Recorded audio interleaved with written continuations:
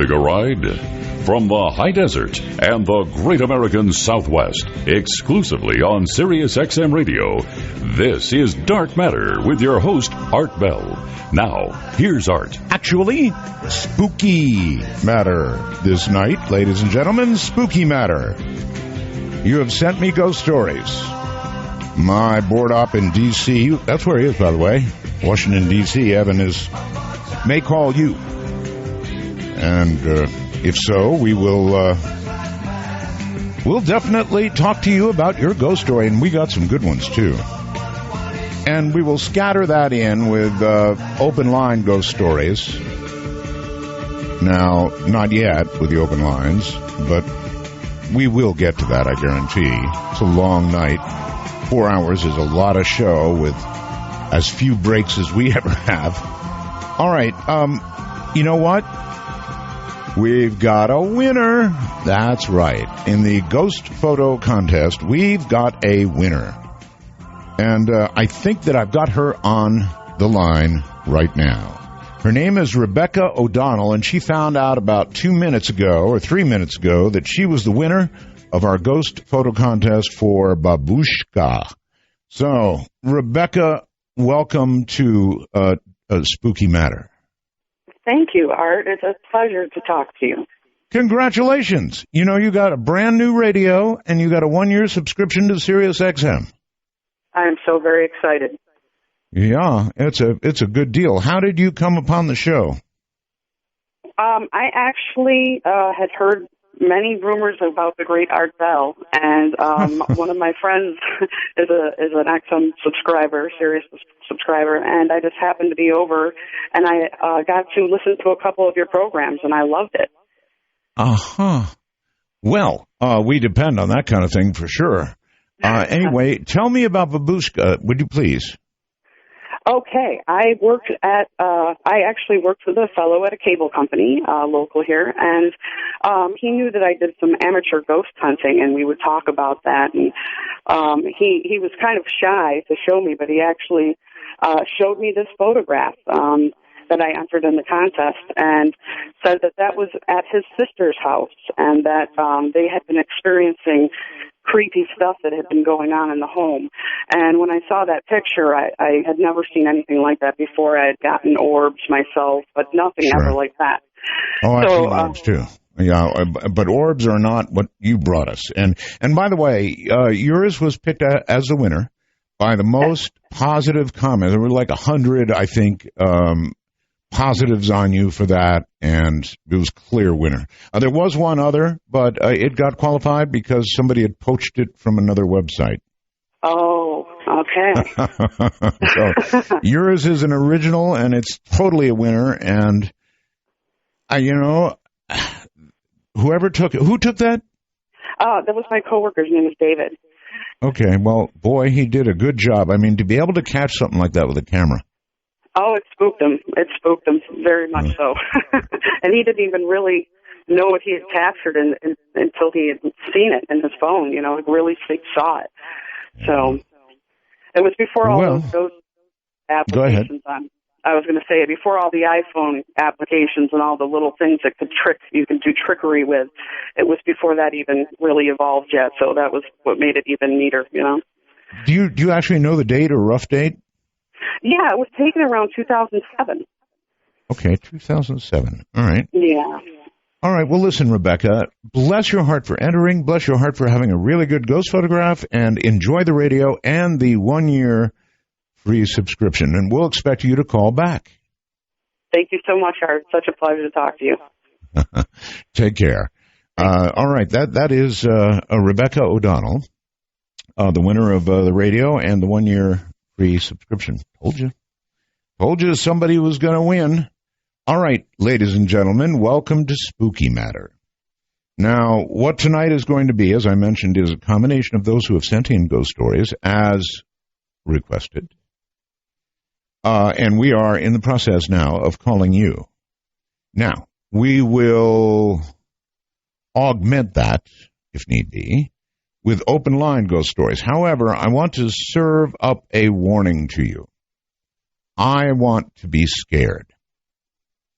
if I'm not scared by your story, it's probably not a really good one. It's got to put a little chill, raise the hair, maybe on the back of my neck and put a little chill down my spine. And I scare fairly easily. So they've got to be good ghost stories. If we take pot luck, they've got to be good ghost stories. And I'm also going to make a special request tonight that if you're an over-the-road trucker, I know there's at least 4 or 5 of you out there, that if you want to tell your ghost story, you pull over safely into a rest area or the side of the road somewhere where you're safe, so you can tell your ghost story with a good cell connection and with reasonable quiet in the cab, as it were. So that said, I think we ought to get underway. All right, Spooky Matter underway for Halloween night. I'm Art Bell.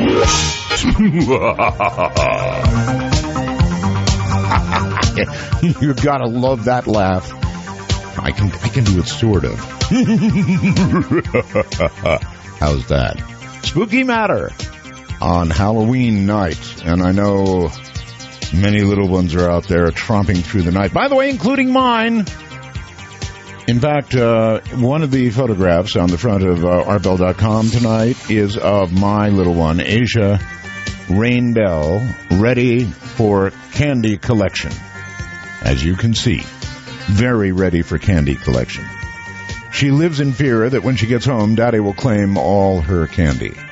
In past years, I have played around with her like that. And so now I believe that when she gets home, which she will before I do, of course, she will hide it. Who knows where? We'll probably find it next year. All right, let's go to Tennessee. And Osage, I guess the name is, right? Is the name Osage? Hello, Tennessee. Hello, Osage. Are you there, my friend? Well, let me try it again. Osage, are you there, buddy? Yes, Art. How you doing? I'm doing fine. I thought we had lost you for a moment, but no, we have you. All right, so what's spooky in Tennessee? Nothing. The story I have is actually whenever I was overseas in the military. First, I just want to say I'm a little nervous, so I apologize. Oh, relax. So, in other words, it's like an alien ghost story. Okay, yeah. I also want to give a shout-out to Bill Gab, to all those guys out there. The Belgab people? Yes, indeed. Yeah. What do I call them? Vicious but vaguely lovable. That's really an apt description. Yeah. Well, the story had to do whenever I was in the military. It was the 2002-2003. I was stationed overseas in Korea. I was at a Camp Stanley base, which is kind of far north. And right. And I was. May I ask? Let me stop you. What is it like? I've been to Korea any number of times, but being in the military and stationed in Korea. Well, put it this way: I've heard of our troops in Korea referred to in interesting ways, as though you're kind of there so that if the North starts a war, America's automatically brought into it. Is that how you guys looked at it there?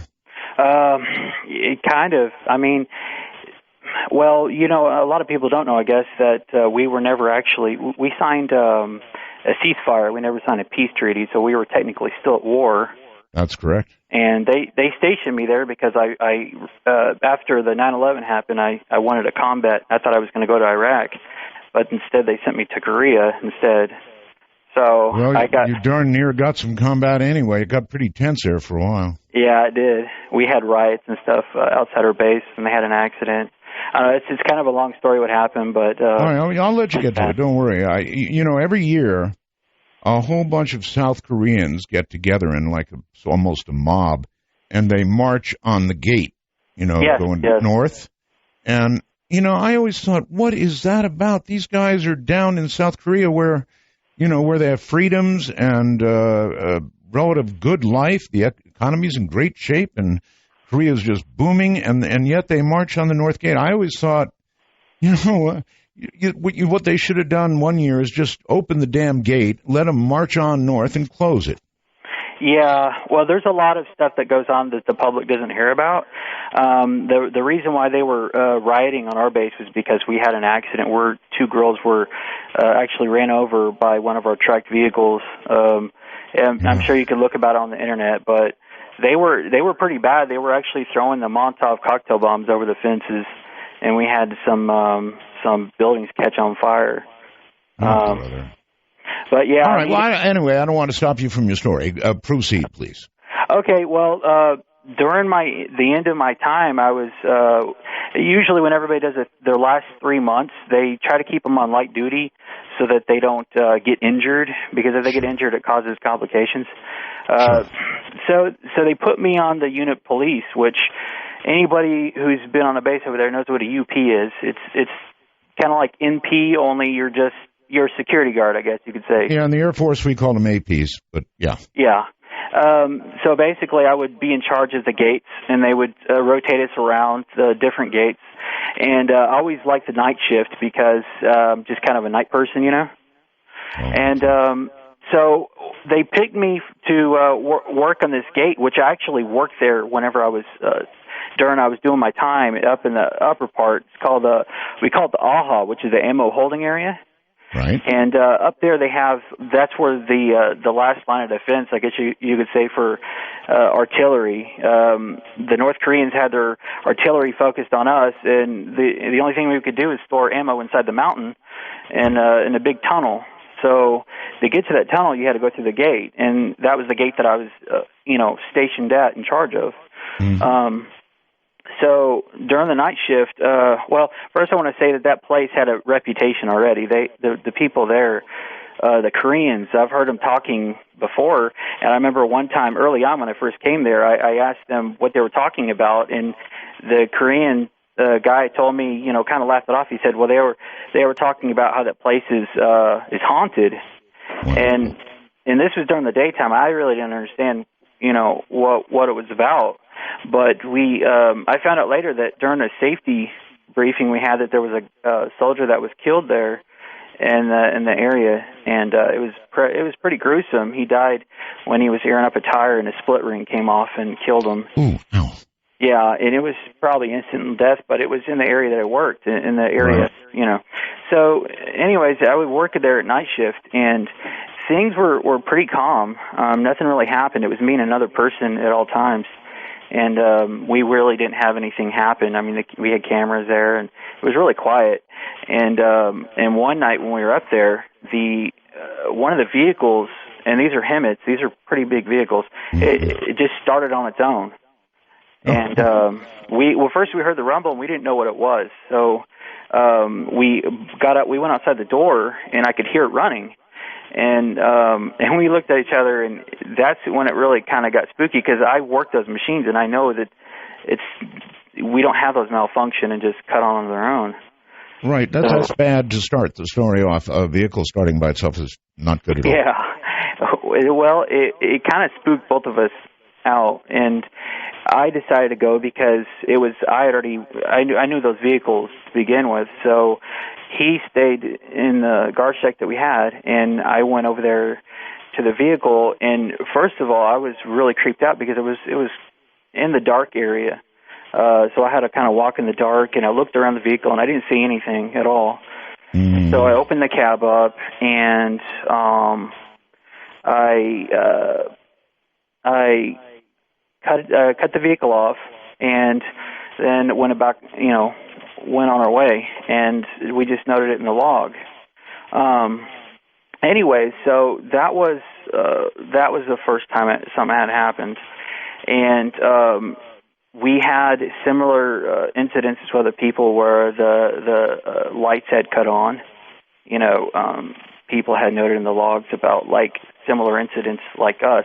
Now, I don't know if they took it serious or not, because I don't think maybe nobody read the logs, because that place clearly had something going on. But later on, I guess it was maybe like a week or so, or maybe 2 weeks later, the horn on one of the hemits, and I mean, almost, I think it was the same one. It might not have been, but it was in the same area. Started just going off on its own, and this is like maybe like 2 o'clock in the morning, in the middle of the night, and we're both in there, and it goes off, and we're just like nearly jump out of our seats and fall down because it scared the crap out of both of us, By this time, I'd be worried that thing would start up and head toward me. Yeah, I was actually so scared I made the other guard get out and go with me, which we're not supposed to do because someone's supposed to be at the gate. Right. And so, I mean, I actually had to go up there and undo the chain, and it was just really weird. I don't understand how that could happen. I mean, I don't know. If you think about ghosts, if ghosts are real, how can they influence real things? I don't know, but I do know that a guy did die there. And I guess your story kind of says they can. Yeah. Well, it's just too weird. Yeah. I really appreciate your story. Thank you very much. Yeah, a vehicle does not start itself. A vehicle does not suddenly start, especially if it's the same one, begin blowing its own horn, so to speak. So there you have it, a story all the way from Korea. And when you think about it, hauntings certainly would not be exclusive to any one area. They would be all over the world. And guess what? They are. Ghost stories are as famous in Japan and Germany and every other country in the world as they are here. In other words, ghosts are universal. Let's go to right here in Nevada, and John. John, welcome to Spooky Matter. Hello, John. Yeah, good morning, Art. Mega Roswell's. Not morning yet, not even on the East Coast, but yeah, not hey really. There. Great to talk to you. Good to talk to you, too. Yeah, so you've got a story for us, I take it? Yes, I bought a house out in Eldridge, Iowa, and I only lived in it 14 months. I worked for Caterpillar, and they closed the plant, so I moved out of Iowa and moved out west here. And we were moving in, and I had just put a 9-drawer dresser into the one bedroom that was going to be my daughter's bedroom. And me and my son, he's 15, carried it in there and put it in. And I went out to the kitchen to grab a cup of coffee, and I come back to the room, and I couldn't open the door. And the dresser had slid in front of the door. At first, I thought my son was in there. What? The dresser slid in front of it. Now, was somebody in the room or no? No one was in the room. A 9-drawer dresser, that's big, right. Yeah, moved itself in front of the door. Yeah. And I thought my son was in the room doing something, And sure, of course, yes. And I turn around, and I'm hollering through the door. I said, "Open this up. I want to get this other stuff in here." And then he comes in out from the front door with another box of stuff, And I'm going, "Well, who's in here?"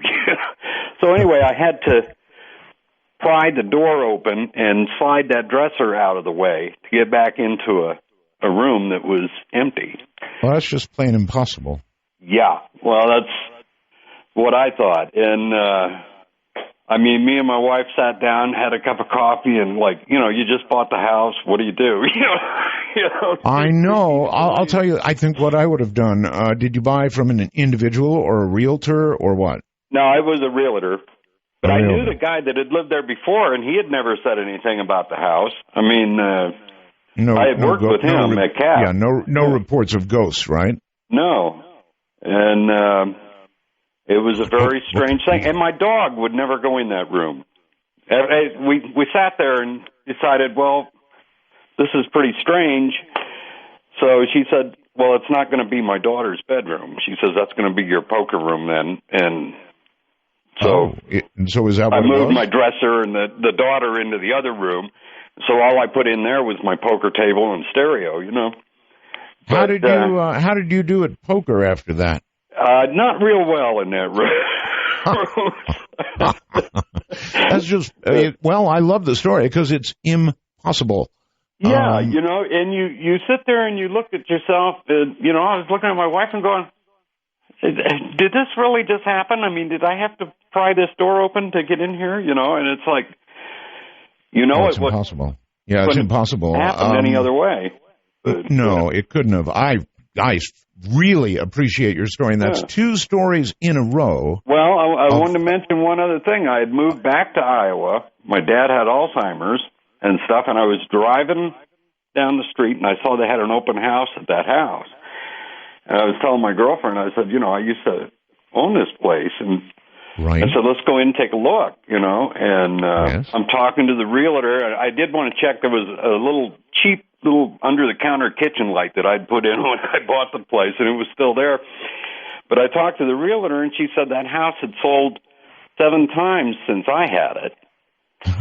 And 7 so times? Nobody ever stayed very long in it. I don't know if anybody else had trouble or not. But did you tell the realtor about what you just told me? Oh, yeah, she says, I don't want to hear any more. She says, I got to be here all afternoon. I completely understand. And you know what? Despite the laws that say, now anyway, that you have to tell somebody if a house is haunted, if it was sold, bought and sold 7 times. Yeah, and I don't think anybody ever mentioned it.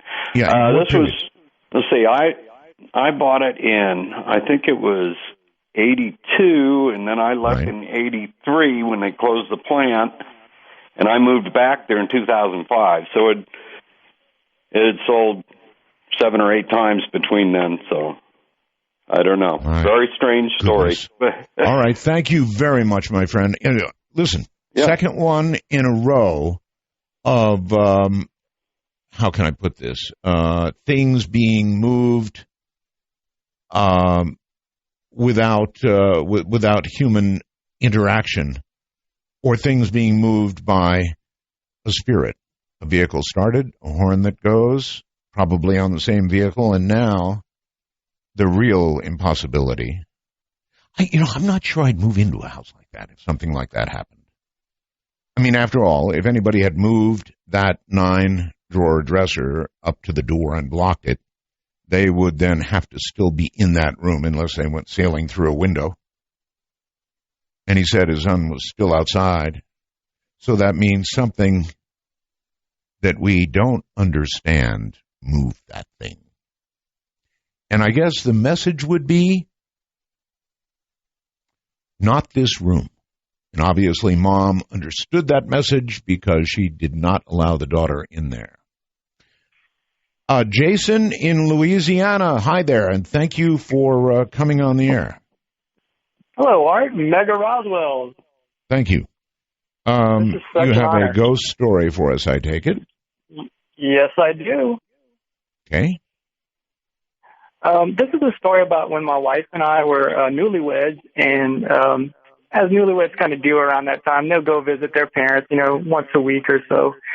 And my wife said she was going to go visit her mother. I said, that's fine. I'm going to go ahead and just stay home. I'm in my pajamas. And about 40 minutes later, she came back, and she said, you're not going to believe what happened to me on the ride home.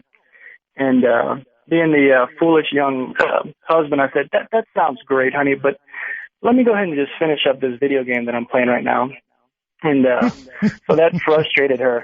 You're already like a husband. You're already like a husband of about 10 years. Not a newlywed. A newlywed jumps up. I was in hot water. Yeah, I'm sure. So she was a little frustrated, and it wasn't until the next day that I was able to get her to tell me what happened. Apparently, on the ride home, she had just left her mom's home, and she got the feeling that you get when you're being watched. And she looked off to her left, and she saw the classic shadow figure staring at her. And followed her. Excuse me, this was when she was driving? Yes, sir. And this shadow person or whatever was moving by itself and keeping pace? No, it was standing behind a sapling, which she thought she saw a tree out of the corner of her eye. And when she looked, there was a sapling, and the shadow figure was behind it, standing behind it. And as she drove past, its head followed her. She got the chills, and she picked up, she sped up a little bit down the neighborhood. And as she made her way to the end of the neighborhood, the lights, starting where the creature was, started going out one at a time until it reached her. And once the lights reached her, she stopped. And that classic fight or flight kicked in, and she got mad. She was angry. She was scared, but she was angry. So she threw it in reverse, and she rushed back to the point where the creature was, and nothing was there. It was just a sapling, and she had a cold sweat, and she was just sitting there, and the car was idling, and all the lights turned on at once. And you sir have a wife with cojones. Let me tell you, I would not have. I know. Yeah, that's right. I would not have gone back. There's no way I would have gone back. So she must be a tough one. The first time, she is a tough cookie. I'm not afraid to go out in public. She's got my back. All right, my friend. Thank you for the story. No, thank you. I guess, insert myself into the stories as I hear them, and it's kind of like, what would I do? It would be bad enough. You see the shadow being behind the tree. You see the head pop up, and the head follows you, and then the lights start going out. Would I go back? No. I'm being honest with you. No. I would not go back. So, big cojones. Down to Texas, and Chris. Hey, Chris. Roswell's Mr. Bell. Thank you, sir. I'm glad to finally get in to talk to you. Since the first time I heard you, you're talking to Mel Waters. Mel's Hole. Yes, I've been a fan ever since. The story goes that Mel sold his hole to the... He sold his hole to the government and moved to Australia, where he's living, presumably, happily ever after, but I'd sure love to talk to Mel. Anyway, proceed. Yes, sir. 25 years ago, I was a brand new Border Patrol agent. We had more trainees than journeymen, so they would stick two trainees together and say, go do your job. And usual shift, there might be 4 people working. So we had 2 guys upriver, myself and my partner downriver. Very little experience between the 2 of us. What would you see? I hate this, but I have to know some things. Yes, sir. As a Border Patrol agent, you said with very little training. So it's like they send you to when you say river, the Rio Grande? Yes, sir. They send you down to the Rio Grande and they say, watch? It was very little experience, not training. I may have misspoke there. Okay. We had just gotten from the academy, but neither of us had a half a year in yet. Okay. So they send us down. They tell us to go fight crime midnights. So we're driving down the river looking for anything that we could see that didn't look right, not really knowing what we were doing, but trying to get on to job experience. We see a bonfire out on this hill that we used to refer to as the party house. It was, at the time, it was out of town quite a ways, but now it's almost in town. And we drove towards it thinking, well, maybe somebody's down there, maybe some aliens, maybe some smuggling. Right. And at the time, we had switches that we could throw that would turn all the lights off in the vehicle. So if you hit the brakes or the backup light, nothing would come on. It wouldn't show where the vehicle was. Sure. So we turn out all the lights. We're driving down this long dirt road towards the river. And as we come around a corner, there's about 15 or 20 people standing in a huge circle around a giant bonfire. They're all wearing brown, full-length robes. They got their hands up in the air like they're doing some kind of religious ceremony. Ritual. Yes. I saw a movie called Race with the Devil with Peter Fonda and Warren Oates several years before this, and that movie came to mind. I looked at these people. just in time to see two of them turn towards us and start running at us in a, not an aggressive manner, but like we didn't have any business in their little ritual. Oh, I'm sure you didn't. It was this is on the U.S. side of the border, of course, right? Yes, sir. Yes, okay. about 2 o'clock in the morning. Gotcha. And two of them start running toward you. And you were, I'm sure, too armed. Oh, yes. Yeah, okay. But they were armed in race with the devil, too. Oh. Well, so what do you two armed guys do? I looked at my partner, he looked at me, I threw it in reverse, and I hit the gas. I said, guy. I don't see any immigration violation happening here. I went backwards with no lights. I made a 90-degree turn, and I didn't slow down until I hit the highway. I'm with you all the way. Once we get to the highway, yes. We're trying to decide what to do because our nearest backup is a good 20, 30 minutes away. Right. There's one sheriff's deputy, and he's way the heck out of town. Right. Who would you report this to? They didn't cover this at the academy. No. Local law enforcement? I don't know. Well, we're out of town. We were in the county, and like I said, there was one deputy working, and he was way the heck out of town. And we discussed it the rest of the night. Who should we report this to? And we could not come to a conclusion. So at 8 Nor o'clock were they in the morning, necessarily breaking the law, really. None that I could see. So maybe God's law. Well, we decided that we just weren't going to tell anybody, and we're going to try and pretend like it never happened. I don't blame you at all. We've managed to keep our mouths shut for about a good 20 years.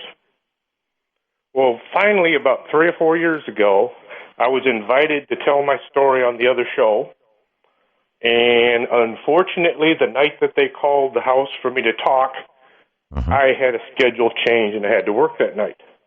So you never got to tell the story? Not to them, but it really upset me because I've listened to that show, like I said, ever since Mel's Hole. So a couple of weeks go by, and I'm teaching a class, and I mentioned to the class that I'd almost made it on the radio. And I told them this story about what had happened to me and my partner, and how it would have been neat to tell people I'd managed to tell my story to the entire United States and parts of the planet. And one of the students said, hey, about a couple of years ago, I was driving around down by the river, and I came across the exact same situation. Oh? Yeah, so apparently whoever these people are, they're still out there, they're still doing their little ritual, and I have no idea who they are or what they're doing. And this person, this student, what did he do? Exact same thing. As you did, and as I would have done as well. I really, really appreciate your telling this story on Real Radio. It was an exciting night. Thank you, my friend, and take care. Glad you came by tonight for Spooky Matter. I love stories like this. What do you suppose that was? Probably not ghosts. But also, on the other hand, probably not a group of people that you would want to upset, armed or not. Fascinating. Ben in California. Hi, Ben. Hey, is this me? It is you, Ben. Hey, Roswell's. Thank you. I've actually called in and told you my ghost stories before, but I've got one more story I haven't told you. You've told me ghost stories before? I called in on open lines tonight, and I was the guy that had been physically assaulted by a ghost. Okay. But I've got one story that I don't know if it's ghost or not, but it definitely qualifies as spooky. All right. I'm living in eastern Kentucky, growing up on this haunted hill. Mm-hmm. And besides the neighborhood there is a dirt road. It's a gas road. There's gas wells out there. And this is where we rode our dirt bikes and four-wheelers and everything like that. Right. So nobody ever walks out there, but I didn't have any gas for my dirt bike one day, so I decided to take a walk out there. I'm about 15 years old. I think I'm a freshman in high school. And I'm walking back. I've got my machete on my side. I'm looking for snakes and whatnot, looking for deer.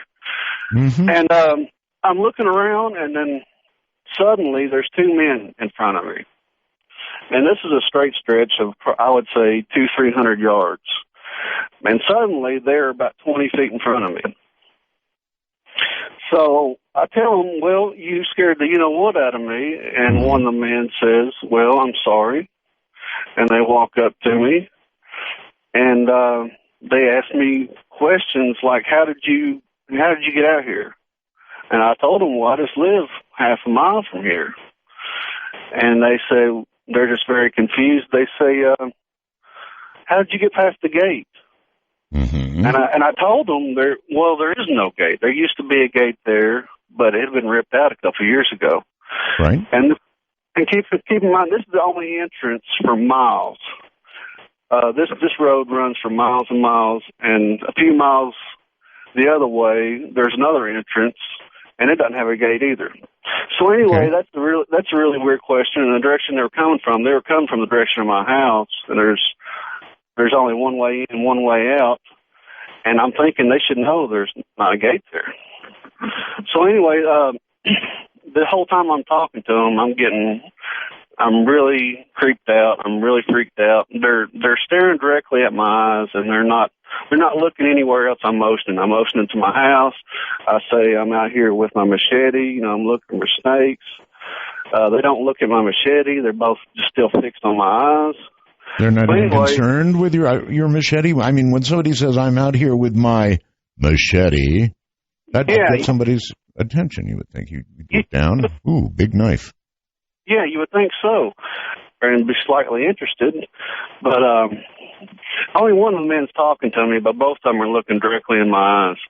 Yeah. And so anyway, I'm freaked out. So I got to go, because I never really see anybody out there unless they're riding a motorcycle or a dirt bike or a four-wheeler. But I start walking back towards my house. We cross paths, and of course I'm scared, nervous. And within a few feet, I take a few steps and I turn around. They're not there. As in disappeared. As in they are gone. Well, maybe they vanished back into a time when there was a gate. Yeah. Say that gate hadn't been there in a couple of years, and I don't really know what that was about. But I start walking fast. I'm really nervous now. My heart's racing. I'm panting, and I'm walking fast. And I turn back. They're still not there. There's nowhere for them to hide, but they're not there. So I'm convinced that something bad's about to happen. So I'm running back to my house, and I reach the road again, and there's not a work truck there. There's nothing there. So I make it home. I run to the house. I slam the door, lock the door, tell my mom somebody's coming to kill me. Two men are trying to kill me. And sat there freaked out for the rest of the day. So I didn't tell that story because I didn't know if it's a ghost story or not, but it was definitely. Well, it is. All right. Thank you very much. I'm not sure what to call that story, but these odd things do happen. Yeah, and I understand. Sometimes you don't say it was a ghost. I kind of like my guess, actually. They asked about a gate that hadn't been there in a long, long time in a very weird way. And I'm guessing they went back to whatever it was, time-wise, when that gate was there. I could be wrong. It's just a guess. You're listening to Spooky Matter on Halloween. I'm Art Bell. Don't forget, picture of my little Halloween girl, Asia Rain Bell, on the website, artbell.com. That's me. I used to be able to scare Asia to death with that. It is Spooky Matter. It's Halloween. The little ones are about collecting candy in some time zones, and others are probably well done by now. Let's go to, these are your stories, Illinois, and Larry. Hi, Larry. Hello, Art. Roswell's. Thank you. And I hope Asia comes back with a whole sack full of goodies for Daddy. Oh, she will, and she'll hide them before I get home. That's when you get into your daddy experiences, and surely you know where at least half the hiding spots are. Well, usually she knows I grab the candy and run around the house with her chasing me. That's how it usually works out. That's Daddy's job. Anyway, you have a story for us. Yes, sir, I do. Picture it. You're a corrections officer. Uh-huh. Working a midnight shift. And at the beginning of each shift, doesn't make any difference which one of the three, you send your officers out to do an external perimeter check of the sensors on the fence and make sure everything's where it's supposed to be and working. I don't need any names, but I mean, is this a pretty good sized prison or a jail, or what are we talking about? This is a state institution. Okay, big one, yes, sir. Male. Pretty good size. We was generally we run around with about a population of about 2,350. Oh, big one. Okay. Yeah, pretty good size. And I was a zone sergeant, and my officers automatically went out and done their duties. We done an external perimeter check and an internal perimeter check. Sure. And the internal perimeter check not only included the inside pits, but also making sure that the doors and windows and everything was secured on the buildings. Right. And part of the institution was handed over from the Department of Mental Health.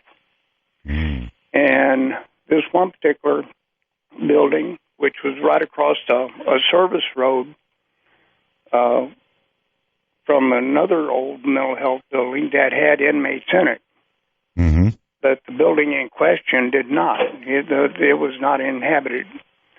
And down on the basement level, there was it's still there, an extremely heavy steel fire door. Mm. And there for about at least twice a week, for about 6 weeks, we would find this door open. The fire door? A fire door. And did an alarm go off? I would think it would be careful. There's no alarms. This building was built about 1910. Okay, gotcha. And my officer that was doing the inspection reported to me that he found this door open, and these are all deadbolts. Oh. And so we find doors open, not real frequent, but from time to time, somebody would leave the building, on the evening shift if they had a class or something in there and failed to secure their door. But this building nothing was going on in there. Right. And the problem is that to secure this door, no personnel whatsoever inside our perimeter has a key to that door. You have to go to the communications room where we were issued our keys and our radios and get this one specific key, which took the authorization of the shift commander. And you had again, this door is normally always dead bolted. Yes. Okay. We had keys to all the other doors in that building except that one particular door. Right. Nobody inside the perimeter had that key. Well, I had to get authorization from the captain to get the key in writing, and naturally he wanted to know why. Well, to keep the sergeant that I relieved, keep him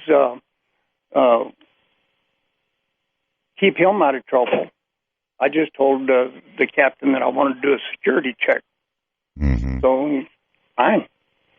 So, got it. We went in. Me and 4 of my officers, we went in, done an inspection, and the place was empty, and we secured the door.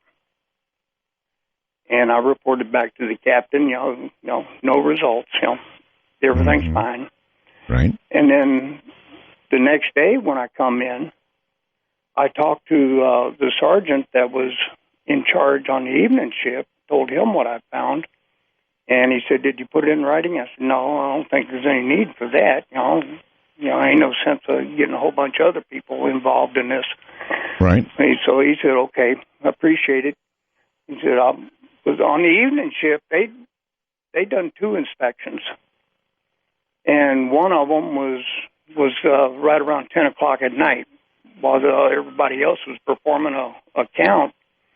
They go around and do their same inspections as when they come on Yes. shift. Right. Well, this went on for about 6 weeks, and we kept. Oh, no, wait a minute. You're saying this door was open every night? At least twice a week. At least twice a week. Oh my. Okay. And I'd still have to go up there and to the comm room, call the captain, get authorization. Well, by this, after about 3 or 4 weeks, he's starting to get really curious as to why I keep wanting to go in there. Sure. Especially, with that particular key, because I got keys to every other door in that building, and it was a pretty good-sized building. Right. So after about 6 weeks, it was getting pretty old, and me and my 4 officers, we went in, done our inspection. Well, this time the captain called an emergency count. And this is about 3 o'clock in the morning. And while they're counting, we're going in there and looking around. Didn't find anything. Secured the door. And as we were leaving, we're going down a little service road in between these 2 buildings. And not a whole lot of light back in that area. A few security lights on the buildings. But the main lights was from the perimeter lights around the fence. And I happened to turn around and looked up on the second floor window at the end of the wing, and I seen a little girl about 8 to 10 years old, blonde hair, and I just told my other officers, "Hey, come here." So I said, "Look up there. What do you see?" And all of their jaws went slack, and their eyes got about as big as silver dollars. I said, "What did you see?" He said, "Do you see a little girl?" They all went, "Uh-huh." And about that time, she raised up her right hand and waved at us.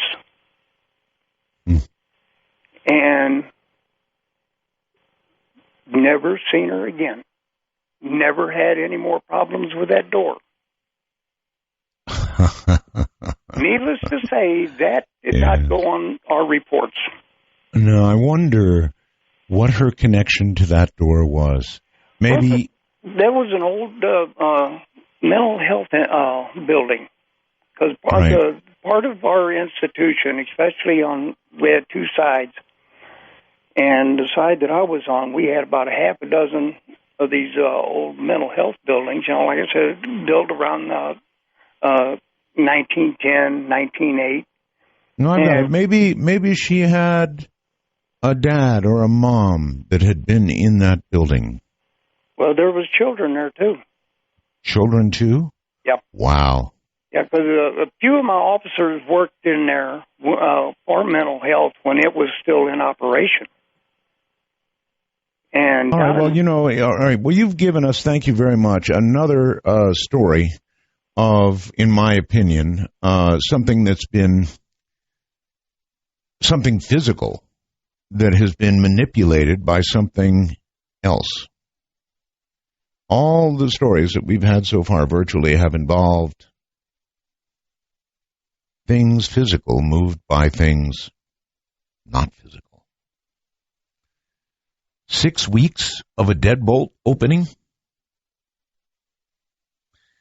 Well, I guess we'll just have to all wonder what's up with that.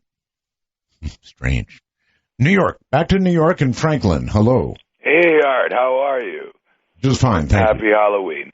This story takes place when my fiancée Gina and I were living in Boston.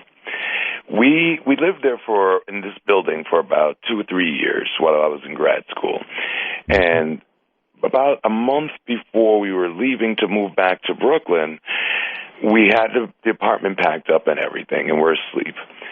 I'm laying in bed, and I feel someone above me just looking at me. And I'm like, in my head, I'm saying to myself, all right, if you're there, you might not want to be there when I open my eyes. And I'm just kind of joking, you know. I'm not thinking anything of it. As soon as I say this to myself, I feel a gust of wind shoot to my left. And now I open my eyes and I sit up immediately. And I'm like, what is this? I look over, and there is a man in our doorway, colonial dressed, long, stringy hair, bifocals, like a tall, thin Benjamin Franklin, okay? Right. Now, the man is illuminated.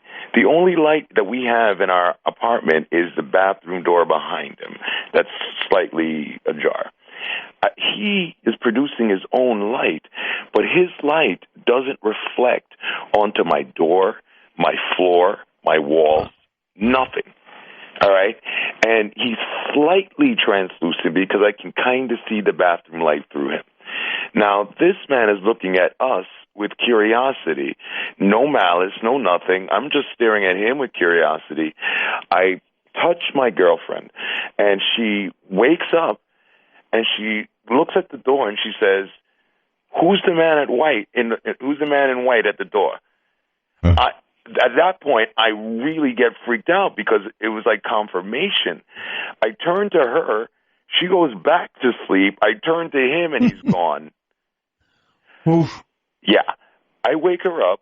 She tells me exactly what she saw. It was exactly what I saw. She goes back to sleep. I could not go back to sleep for the rest of the night. I hear you, buddy. Thank you so very much for that story. Now, isn't that interesting? In other words, it may well be that many times the apparition, or ghost, if you will, is every bit as surprised at being in another place or time than it was used to.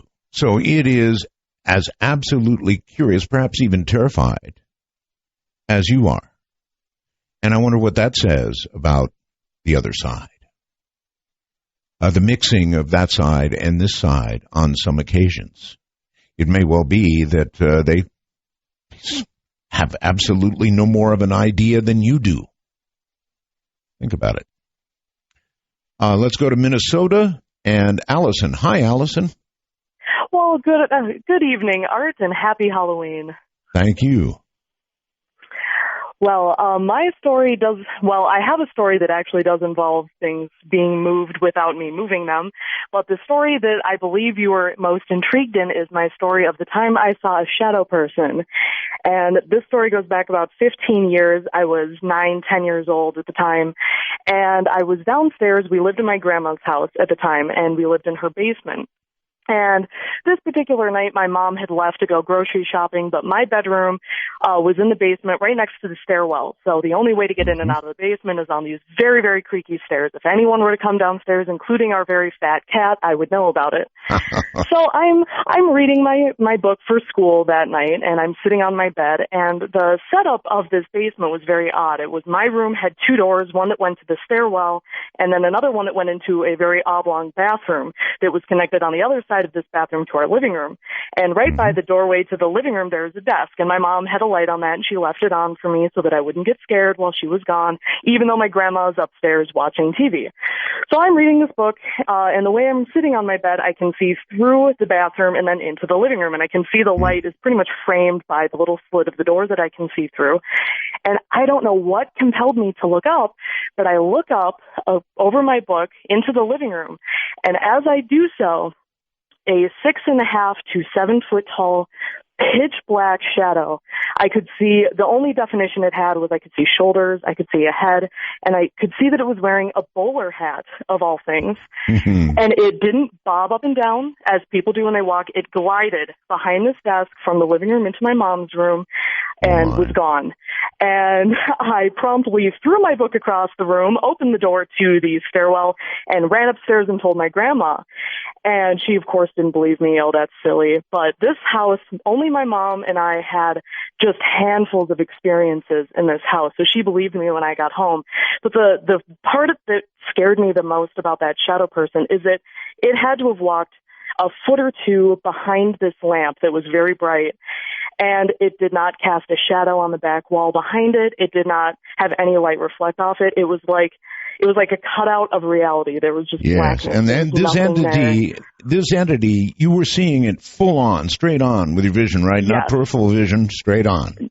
Absolutely straight on. I watched it go by and sat there and realized what I'd seen for a second before I turned tail and ran. There was really no malice to anything that happened in that house. It actually, in a weird way, helped me out one time, but it's still such an abnormal thing to see. I just couldn't deal with it, and I ran away. Oh, I would have too. My kind of gal. All right. Well, listen, thank you for the story. It's a good one. You're very welcome. Take care. Thank you. My kind of gal. I mean, I'm being honest with you. If I saw a creature like that, I don't know about you. Perhaps all the rest of you are considering along with me. But if I saw a creature like that, so-called shadow person, straight on, and then it floated across the floor, I would be so gone. Let's go to Andrew all the way down in Melbourne, Australia. Hello, Andy. Hi, Art. How are you? Quite well. And I presume you have a ghost story for us. I do. It's the story involves my daughter's imaginary friend. Okay. For a number of years, my daughter had an imaginary friend that she described as a tall, old man that she named Roger. And it was one of those textbook imaginary friends where she would talk with him, play with him, have tea parties with him, and, sometimes even blame him for things. And, my wife and I would fully see her have conversations with, like, an unseen person. And, my wife did her research and she just chalked it up to an overactive imagination. For my daughter at the time was an only child. And we basically thought that, the behavior was perfectly normal and age appropriate. You know what, though? It's still creepy. If you watch a child talking to somebody that's not there and even apparently getting answers, it's pretty creepy.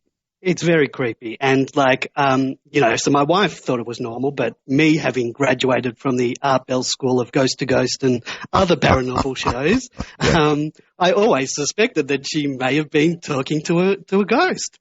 Having said that, we never had any paranormal activity in the house. We never saw apparitions or disembodied voices or red eyes in the closet. None of that. One thing happened that did freak me out is one day my daughter told me that Roger didn't like me. And that sort of made the hair on the back of my neck sort of stand up. And I said to her, why doesn't Roger like me? I'm a very likable guy. And she said, Roger doesn't like it when you throw cigarettes in his garden. Ooh. And my daughter did not know that I smoked cigarettes when she was born. I I cut down. I would only smoke when I was at work or late at night when she was in bed. But I would go outside, I'd light up, have my cigarette, and then throw the butt in the garden. And I guess Roger wasn't very fond of my habits. Oh, Andy, that's so creepy. It is. All right. Thank you very, very much. That is a creepy story. It really is. Can you imagine being told not to do something by your daughter who could not possibly have known that you were doing it? Oh, boy, that's creepy. All right, it's about that time. We'll pause here. Now, wait a minute. I already did that, didn't I? Let's do this. There you go. Let's pause. It's Spooky Matter on Halloween night. It's solidly dark here now on the West Coast, as it should be. Good evening, everybody. This is Spooky Matter on Halloween night. It is dark out there, isn't it? Have you looked behind you the last few minutes? Yeah, if I were you, I would. Let's go down to Sam in Texas on Skype. Hey, Sam. Hey, good evening, Art. Good evening. Okay, I have a ghost story for you. I recently moved out to my family farm in East Texas, and as part of that, I joined the volunteer fire department out here. Mm-hmm. And that amounted to me showing up at a meeting on Thursday, getting voted in. They sent me home with a radio and pager. Well, on Saturday night, 2 days later, the pager goes off, and I'm the first one to the station. The chief and I take a truck out to this accident. It's a rollover. The car's has died, but the radio's playing, and I walk up, look in, there's a guy kind of crumpled up in the passenger seat of the car because it's laying on its side. He's dead, yeah. And, you know, we were there for an hour. We had to wait for the police to come out, do their investigation, and the coroner and so forth. We cut the roof off of the truck, and he fell out, and a couple beer cans came out, so he was drinking. There were people behind him. He wasn't going that fast, just kind of swerved, went off the road, and smacked into a tree, and it cost him his life. Right. But, you know, while I was there, I could kind of sense that he was around. He was still there, and like I could feel him, and I remember feeling sorry for him.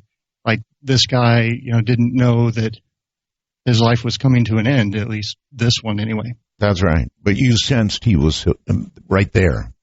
I mean, I would look over across the road a little ways back from the accident, and like I didn't see him, I didn't hear anything, but I could feel that. I think this guy's standing there just looking at everything going on in bewilderment, and I felt like all of the other officers probably looked down on this guy because he was drinking and caused his fatal accident. Mm-hmm. So we wrap up there, go back to the fire station, put the truck up.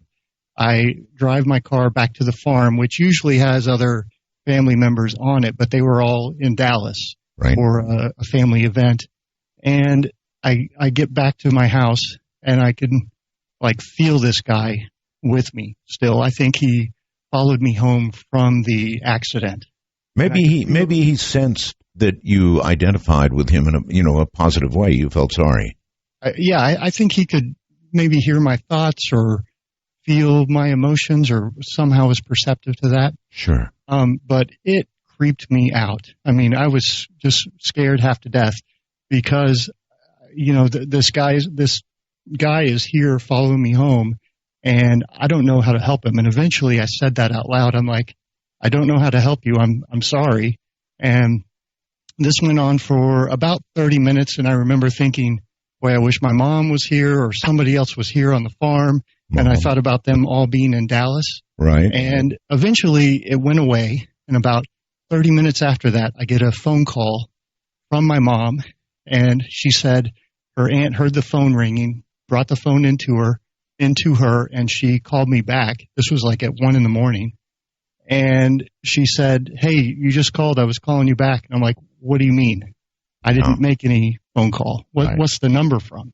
Well, the number she gave me was my cell phone. And I had just moved out here, and my cell phone gets no bars. It says no service on it. So I couldn't even place the call. And the landline from the house doesn't have long distance, and her number is a Dallas number, so there's no way I could have called her. Oh, my goodness. I think this guy, or one of the guardian angels that took him away or whatever, sort of placed this call to put me at ease. That's a cool story. Thank you. Thank you. Oh, yes, of course it is. Thank you so very much. Wow. See, these things, they do happen. That one from Texas, and I so appreciate it. I think that the dead, let me correct that. It is my firm belief that the recently dead do not depart right away. They're still there for a while. Not a long time, perhaps days, perhaps hours, perhaps days, but I firmly believe that they do stick around for a while. Let's let's move to, let's see. Let's move to Colorado and Francisco. Hello there. Hi, how you doing, Art? Very well, sir. Thank you. Thank you. I'll go ahead and start off. My story, it starts off, met a good friend in Lutheran high school. I guess, better way to put it, it's kind of a uptight religious school. Right. They would teach us, Bible verses. We'd go to Bible classes. None of that to me. I mean, I was already, born and raised in the church. However, this friend that I met, he really was there for other reasons. And I tried to, I guess, talk to him about religion from time to time and kind of blew it off. He was like, well, why don't you come with me over to my house? He's like, this is what my mom and I kind of do on our separate time. So we go over there, and it has a real nice house, a lot of ornate, old collectible type of items. And one of the items that she has in this big open garden room area is a Ouija board. So convinces me, which going against everything that my mom had told me, don't you mess with that stuff because something could attach to you. It could follow you back if it wants to. Just leave it alone. Well, being a teenager, I was like, let me try it. So we gave it a shot, and got some interesting responses. And I was like, okay, I've got to try it. That's that. So fast forward now, we're in our late 20s. I'm in school, and I had just left college to move back in with my mom to help her with my grandmother. She was suffering dementia at the time, and my friend calls us up. It's about maybe 3:30 in the morning. December, so it's cold, snowing, and I could just hear on the other room, he's just crying hysterically, and I get up, kind of, confused in the daze, asking, what's going on, and she says, he needs our help, we need to go to his house now, grab your things, let's go, and he lived, a few miles away. Mm-hmm. We get to his house, and he's standing outside in the snow with no shoes on, with just an undershirt and a pair of jeans, and immediately gets in the car, starts crying again. I mean, just shaking uncontrollably, probably from being cold and being scared. And as he starts to calm down, we ask him, what's going on? What happened in there? And he said, I came home, hanging out with some friends. He's like, and I smelled this awful smell, almost like sulfur.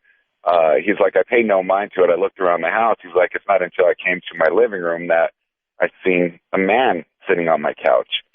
The man was very, I guess in his terms, he said the man was very good looking, very well kept.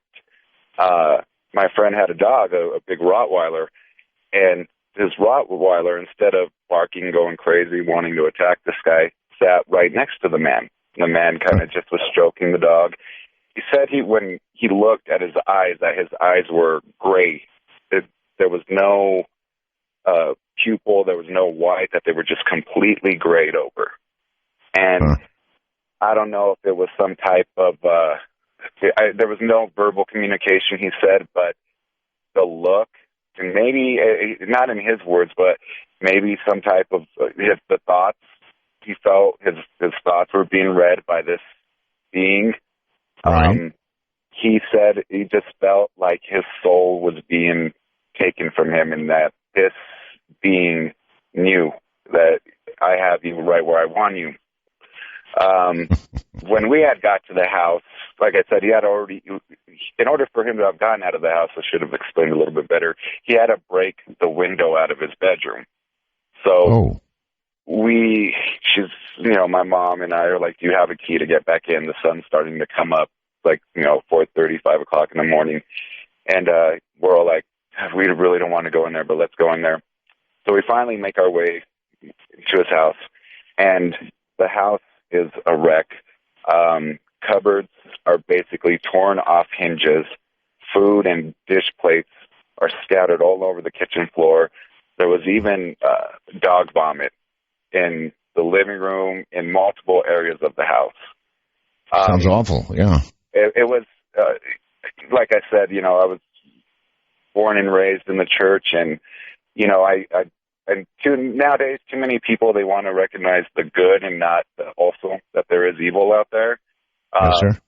This certainly opened my eyes to it, because seeing what I saw and sensed what I sensed, and just the atmosphere was heavy, that as walking in that house and just knowing that, why would my friend go to extremes to break a window in order to get out of his own home? Because he was terrified. Yeah, he truly was. Absolutely terrified. Did he say anything about how everything got broken? No, he said once he felt that, as I was explaining, he felt like just a part of him or a part of his soul was just being taken by this entity. And he still, to this day, says it was the devil. But he says once he started feeling that awful feeling, he rushed to the front door. The door knob wouldn't budge. It wouldn't open, nothing. So that's why he decided to break out his bedroom window. It was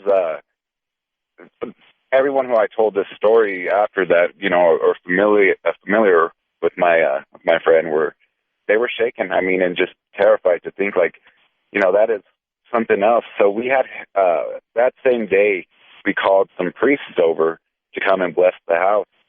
And even the priests they had a look to them that maybe there really was something here that we can't explain. And during the prayer, my friend, the one who went through all this, he straight fainted on the floor. So I don't know if it was a possession and he was making that up, let's just say, but whatever happened, something happened. Well, thank you very much. I don't think anybody makes up breaking out a window of your own house. Not for a second. The rest of it, I don't know, as he said. But if you thought that you were sitting across from death and that death had come for you, you might do the same thing. Zach, somewhere or another on Skype. Hello. Hi, Art. Hi. Where are you? I'm sorry, Zach. Where are you? Oh, I'm in Oakville, Canada. Canada. Okay. Very good. So I've got a story that happened last year.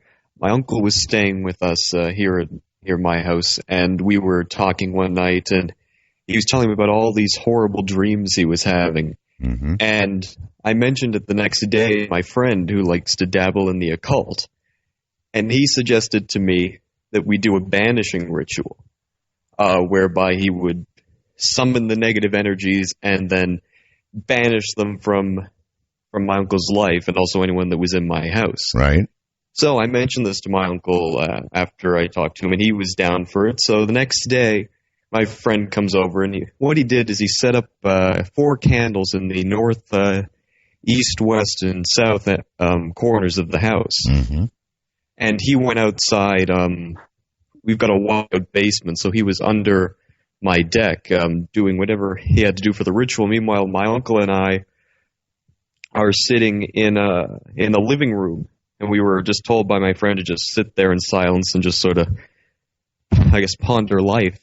Right. And not that long after it began, I got paranoid because I couldn't see all the candles. So I was concerned, one of them might catch fire or something. So I walked around the house periodically to check in on them.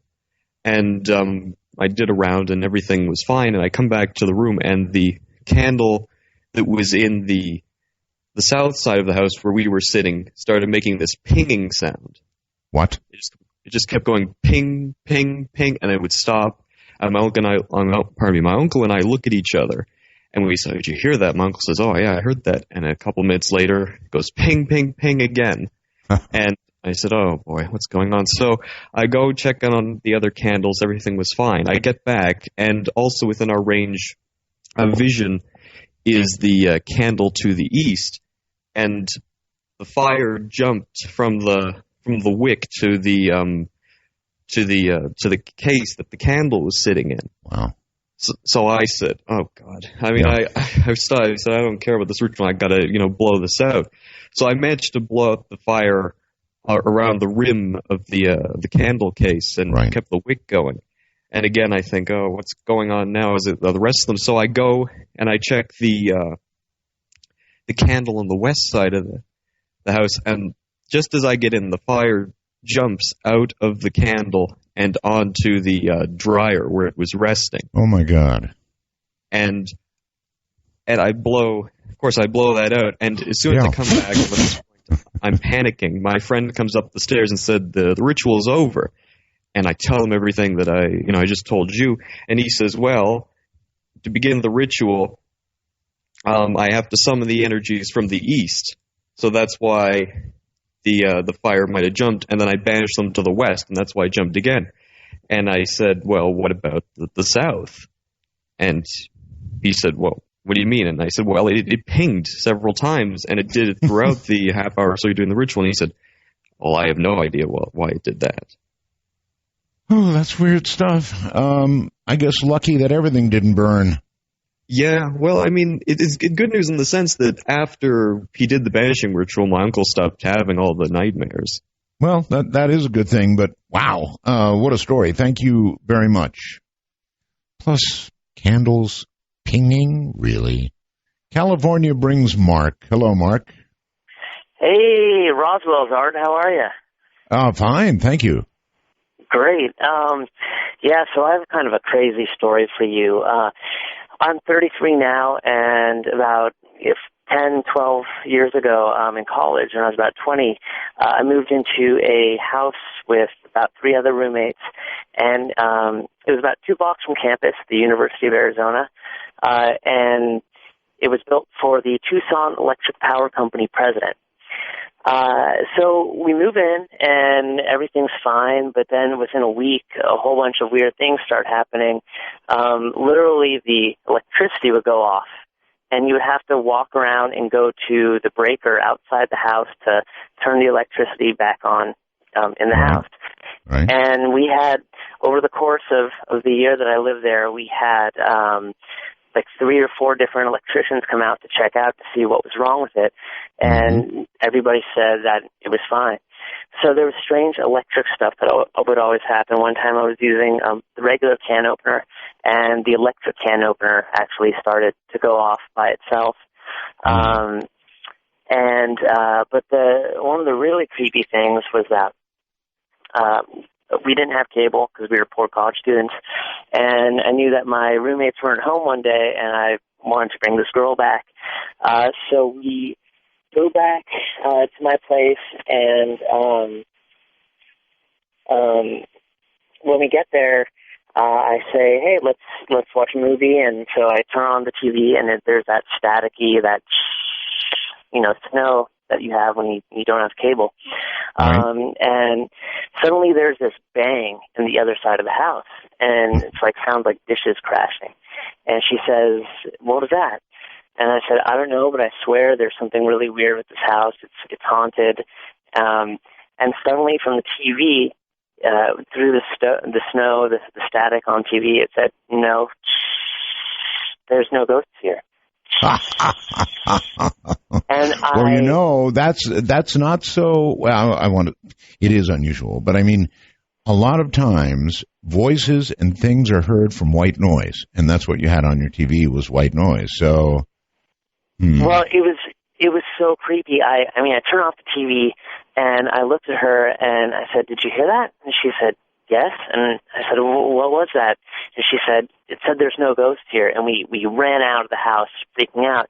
But another thing that actually happened that my friend, was an EVP answer. Yeah, so I was filming. We had a party one night, and I was going around filming using night vision in the house. And I go up to my friend Gentry and just ask him, "Hey, how you doing?" And he says, "Oh, good, whatever." The next day when I'm watching the tape, and we go, and all of us are watching the tape the next day of, the party the night before. And suddenly it goes into his room, and I say, "Hey, how you doing?" And it was the most demonic sound that was captured on this tape right when he said hi. It was like this, just this horrible, horrific sound. And the weirdest part about that is that it's been years since all that happened. And for some reason, about a month ago, I was driving with my girlfriend, and it was 11 o'clock at night, and that story kind of, for some reason, I just remembered it right then.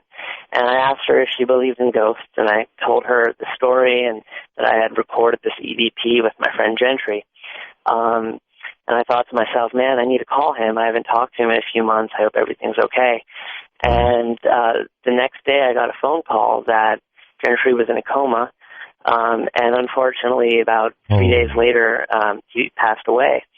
But the odd thing about that was I just remember that story, like, randomly. And I asked my friend Emily, when did he, slip into the coma? And she said it was around 11 o'clock on that Saturday night, which was literally, I think it was like 11:15 that I was telling my girlfriend that story. So I don't know if there was some sort of like reach out or connection or something, but it's something that really kind of like touched me and freaked me out a little bit. Oh, I hear you. Maybe you should go into the field of EVP investigation. I'd rather not. I'd rather leave that be. All right. Thank you very, very much for the call. That's pretty weird. That's a completely uninvited EVP, a television just playing white noise in the background. It is the ideal medium for EVPs. Did you know that? The ideal medium. All right. Let's go to Texas and Roland. Hi. Hello, Mr. Bell. Is that you? It is. Well, I recognize your voice. Nice talking to you. Pleasure's mine. Thank you, sir. You bet. I have an experience. It's not a story. This happened to me, so it's very, very disturbing and unsettling, but happened in one of my dreams that came to me, and I was asleep, and at the time I was living and working in Phoenix about 10 years ago or so. And in my dream, I woke up, and I was in a unknown city to me anyways, because it was kind of like New York or Chicago style, a lot of people downtown, going to work, all dressed up in suits. You're saying you, in essence, woke up in a strange city? Yes, sir. Yes, sir. Uh-huh. And in my dream, I'm climbing the stairs to go up to like a high-rise building, and I'm not exactly how high it was, but it had been at least 20, 30, 40 stories. Right. And you know, people are in big cities like that, they go by you and not pay attention. So I'm really not sure what I'm doing there, but I know I have to walk up, and I head towards the elevators for whatever reason. That's where I'm being pulled towards. Okay. So I get to the elevator, and as one of them, there's a bank of elevators, and in those big buildings, you have 3 or 4 on one side and 3 or 4 on the other side. So it must have been a good, half a dozen elevators. So I'm standing in front of one, and the doors open up, and a bunch of people rush in and fill in, and carrying briefcases and purses and stuff. And I decided it was too crowded for me, so I figured I'll catch the next one. I wasn't in any particular hurry. So I wait for the next one. And that one opens up, and the doors open up, and there's no one coming out, and there's really not a crowd any longer. I'm really the only one going to get in. So as the doors open up, I notice, I guess, what you call an elevator operator. And he's standing in the corner there, and he's dressed very sharply, nice vest, and very trimmed up, and, very professional looking. Yes. But he had this sense or an aura about him that wasn't natural. So before I actually stepped in, the doors were wide open. He's standing there with his kind of holding his hands and looking at me and smiling. And I picked up right away, who he was. And I got the feeling that he was the Satan himself. And now this is all in a dream, right? Yes, sir. It's all in a dream. Mm-hmm. Okay, so as opposed to an actual ghost encounter, this is a dream, or did it manifest in real life? No, it's been manifested in real life, but this is how it started. So this is the reason I say that when the doors open up and I had this sort of a fear of actually stepping into it. So I stood there still on the outside of the elevator, doors open, and he kind of just asked me, well, are you getting in or not? Right. And I go, well, am I going up or am I going down? Asking him if I was going to heaven or going to hell. In other words, you're in a dream. You don't know what you're doing. Yeah. So, but I had the feeling that it was not a good choice to get in right away. So I was basically asking him if I was going up towards heaven or down towards hell, because I had that feeling that maybe I had died in my sleep. And I'd say up, please. So then he just looked at me and goes, well, there's not a whole lot of difference for you. So, and then that's kind of when I woke up. I woke up wide awake and I was sweating and, and it's been a question for me ever since. I don't know what it means, but... All right. Well, what it means is probably, since you made no choice at all, it's purgatory for you.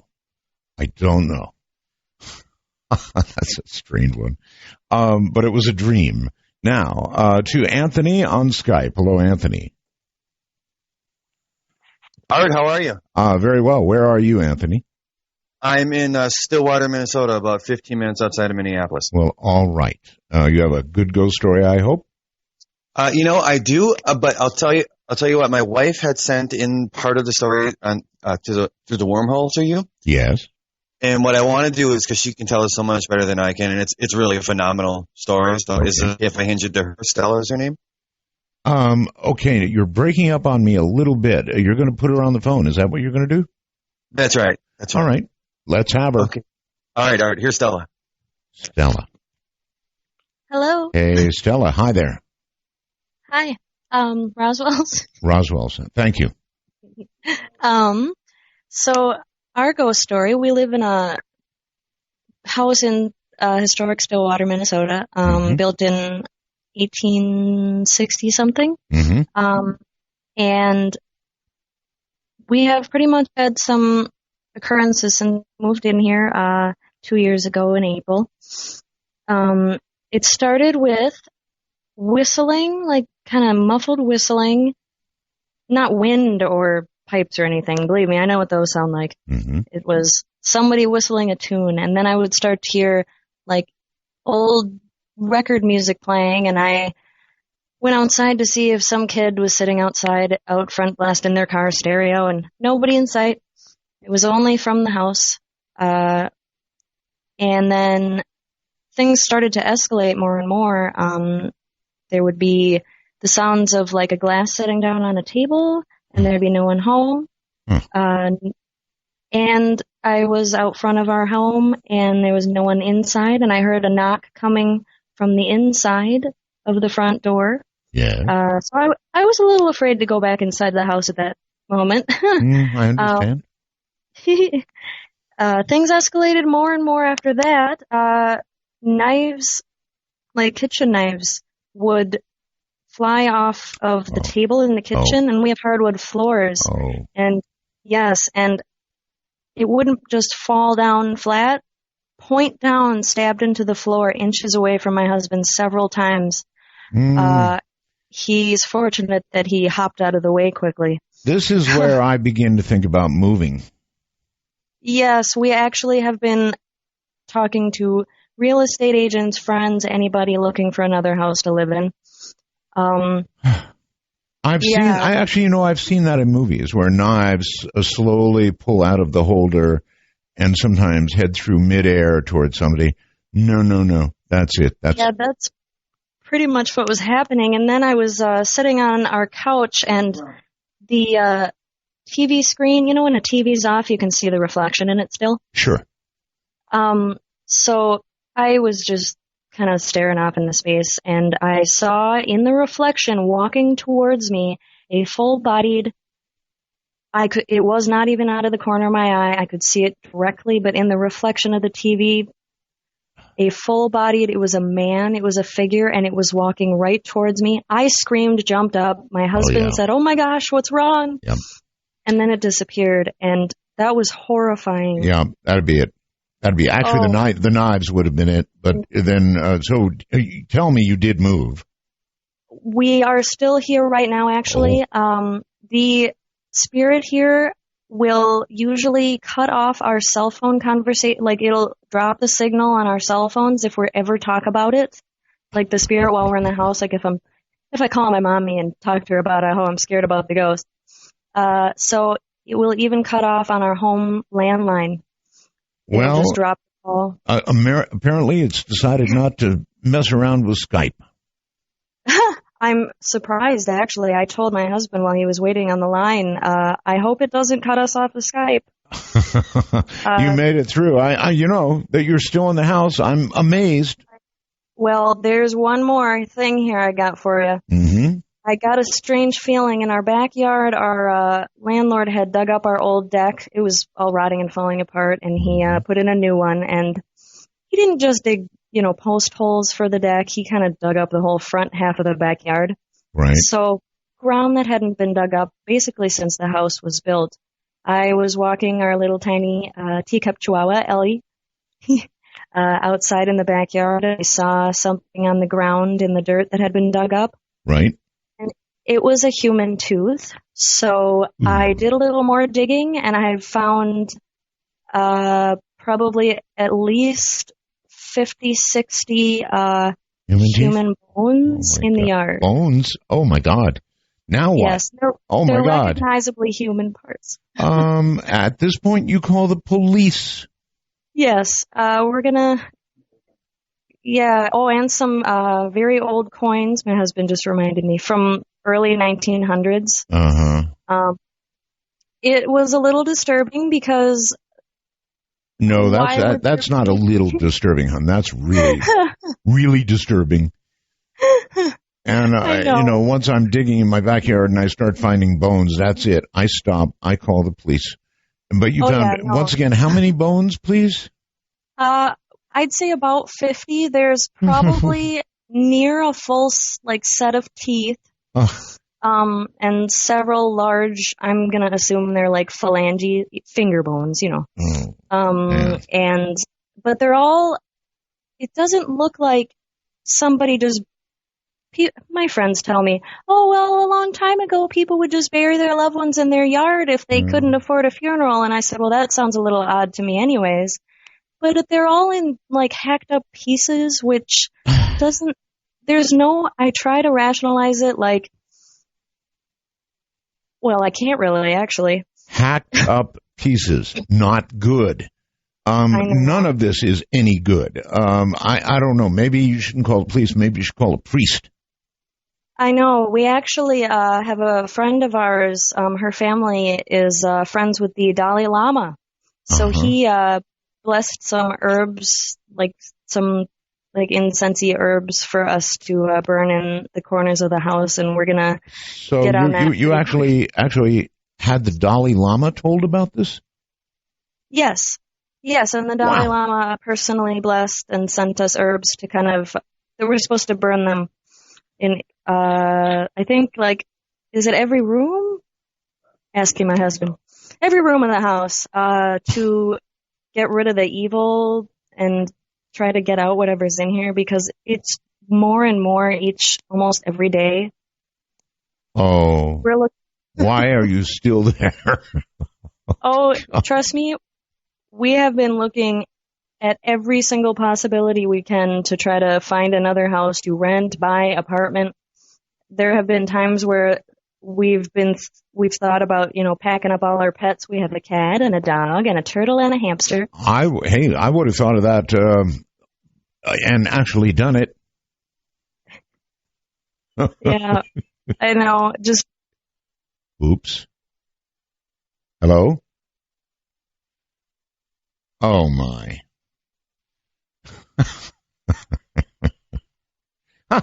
She got cut off. Oh, Lord. All those bones, all those things happening. I'm Art Bell. I'm not over that last story. That thing was way over the top. Way over the top. Ooh. Hacked up human parts in the lawn? No. All the rest of that happening? No, I'd have been so out of there, and then she got cut off. Yikes. Vicky in Michigan, hello. Vicky in Michigan. Are you there? Oh, Vicky's going to miss her chance. Well, sorry about that, Vicky. We will move on. Let's see where to go. Let's go here to John in California. Hello. John, hello, I'm here. Hello. Oh, Roswell's Art. Thank you. Who was that? That was my girlfriend. Sorry. Good. I don't know. We've got voices coming out all over the place here. Okay, go right ahead. Well, good to talk to you again. Experience with Ouija board, that stuff. My parents had a restaurant. I was probably about 17 or 18. I think I put that in the email. We taught this thing, apparently. And one night, it got nasty. The thing got nasty. Yeah, it claimed it was a female, and it said it was from hell. I can't confirm any of this. I don't know if it was real or not, but in other words, it told you on the Ouija board that it was from hell. Yes. And we spoke this thing many times. And one night, me and two of my friends were there. 3 bright flashes came out of the mirror, and they were blue. Electrically, you call it back in the 80s, I guess, out of the mirror. There were lights pulling out the mirror, but they were not pulling out lights. There were 3 bright flashes out of the mirror, and they were blue. So, we got really scared, and we ran out of there.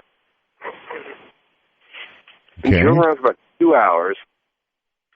I had to come back because we left everything on in the place. We weren't supposed to be where we were at the time. When we came back, the light outside turned on its own. There was no motion sensor on at the time. It was probably 87 or 88. Mm-hmm. And we drove off again. Mm-hmm. Came back in, turned everything off.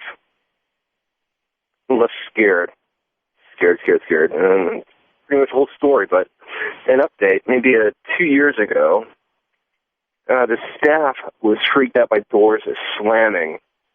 I can't confirm this, it's just what I heard. But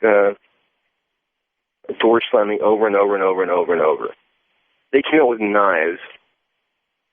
I moved away from there a long time ago, but I don't know, something happened, and that's pretty much my whole story. Okay, well, I appreciate it, and again, same house, I presume. These hauntings are real. Now, as you listen to these stories, it's not people out there making them up. These are real occurrences. They really do happen. So ghosts or apparitions or whatever it is you want to call them have to be considered to have substance, not a word you would normally associate with something non-human, right? But substance. I think that's a fair way to put it. Here's somebody that's been waiting. Michael in Virginia. Hello. Hi, Art. This is Mike in Virginia, right? And this story, we're currently living in Virginia, but the story took place about a haunted home that we purchased in Ohio. And I'm convinced that the house actually picked us because we had spent weeks looking through these little realtor magazines. One evening, my wife said about 2:30 in the morning, she said, I found a place. I said, funny, I found a place. She said, well, mark the spot, we'll look at it in the morning. So that next morning, we had picked the same house. So, and we missed some of the early clues about, this house, like the sage on the mantle when we moved in. Right. It started really benign with like whispering and just hearing noises. But a couple of the strangest things that happened was one night we were listening to you, and Father Martin Malachi was on. Oh, yes. And someone had asked him, is there any danger with even talking about this stuff? Mm-hmm. And he told you, he said, Art, and I think you asked him the question, he said, Art, he said, even talking about it now can be a problem. That's right. And something you should be thinking about right now. Well, and what happened The words "no more" came out of his mouth when we heard this god-awful racket in a closet. And our cat ran over to the closet. My wife jumped up from her computer, and we opened the door, and it sounded, if I could describe it to you, it sounded like a bird, a large bird, thrashing in the closet. Oh. Opened up the closet door, nothing. And not good. It was the cat ran out of the room. I mean, that was kind of strange. But probably the oddest thing that happened, my wife was working on her doctorate, and she had gotten up early one morning to go do some research on the computer, and the computer room was just like maybe 5 paces from the bedroom. Well, so as not to disturb me, she closed the bedroom door. And I could hear her typing away on the computer, and it was, and I, sleeping in. Mm-hmm. And all of a sudden you heard bam, bam, bam, 3 loud knocks on the bedroom door. I thought, well, that's odd. She must have locked herself out. I get out of bed, I reach for the door and open it, and my wife is reaching to open it from her side, and she said, "Why are you knocking on the door?" and I mean, it was just, you talk about, gee, why don't you move out of this place? Yeah, when you move in and you see sage, that's the big tip-off right there. Art, it really should have been. And I just want to tell you one cat story. I know you're a cat fancier. Mm-hmm. We had a cat, little cat Scraps, that we had for 13 years. And we were moving to Virginia, and she was in really, really poor health, and we decided to have her euthanized before we took her to Virginia, or before we moved to Virginia. Well, my wife and I were, and she had this little cage, like a travel cage she used to love to sleep on in the kitchen. Right. And my wife and I were in the family room, and all of a sudden we heard this god-awful racket, if you can imagine somebody just bouncing this cage around the kitchen. I jumped up off the couch. The cat's on the cage. The cage is coming off the ground 5 or 6 inches, bouncing straight up and down. Really not good. No, it wasn't good. The cat jumped off, and about the same time I hollered at my wife. I said, "Come in here, come in here, come in here. You got to see this." Mm-hmm. And just as she came, and this thing continued to bounce, Art, for probably 10 seconds after the cat got off. And I'm not talking just like shaking. I'm talking straight up, straight down, straight up, straight down. Yes, sir. And just as my wife came around the corner, it stopped. So, but this house had just so many little things like that, and probably the very worst. And I didn't tell my wife this until after we moved out of the house. But we had one time we had 3 cats, and we had our pantry down in the basement, and I'm coming up the steps, and I'm not afraid of cats. Things don't bother me because we lived in this place for 13 years. But all of a sudden, I heard this low, guttural kind of growling coming from the corner of the basement. And I thought, wow, that sounds like the cats are really getting to get into one, That's what I'm telling myself. But the hair is standing up on the back of my neck. Well, just as I get to the top of the steps, I look over, and all 3 cats are curled up in the sunlight coming through the kitchen window. There wasn't a cat down in the basement. So it wasn't the cats at all? Not at all, Art. Mm-hmm. So, but anyway, all I can tell you, sir, is take sage advice and don't live in a place like that. The whole cat thing jumping up and down, bad. The growling in the corner, really bad. Let's go to Skype. You're on the air. Hello, it's Aku, I believe. Oh, it's me? It's you, yes. Aku, where are you calling from? I'm calling from Finland. Finland? Oh yeah. Okay, welcome. Well, I'm glad to be on. Can't believe it. I'm on actually kind of a shock. Well, you actually are, yes. Yeah, well, oh yeah. Roswell, first of all. Thank you. I'm a big fan of yours. Been for a long time. Finish Roswell's. Excellent. All right, yeah. Well, it's ghost time today, so I guess I'm gonna go for a ghost story too. Good. And I hope you understand my bad English, but so far so good. Okay, thanks. Well, this is actually a second-hand story, so I don't have a first-hand story to tell you, but second-hand is it's a good one. All right. Well, I have a friend who works as a security guard, and there's a mansion nearby, and he has to go around it very often, once in a day or so. Go all around all the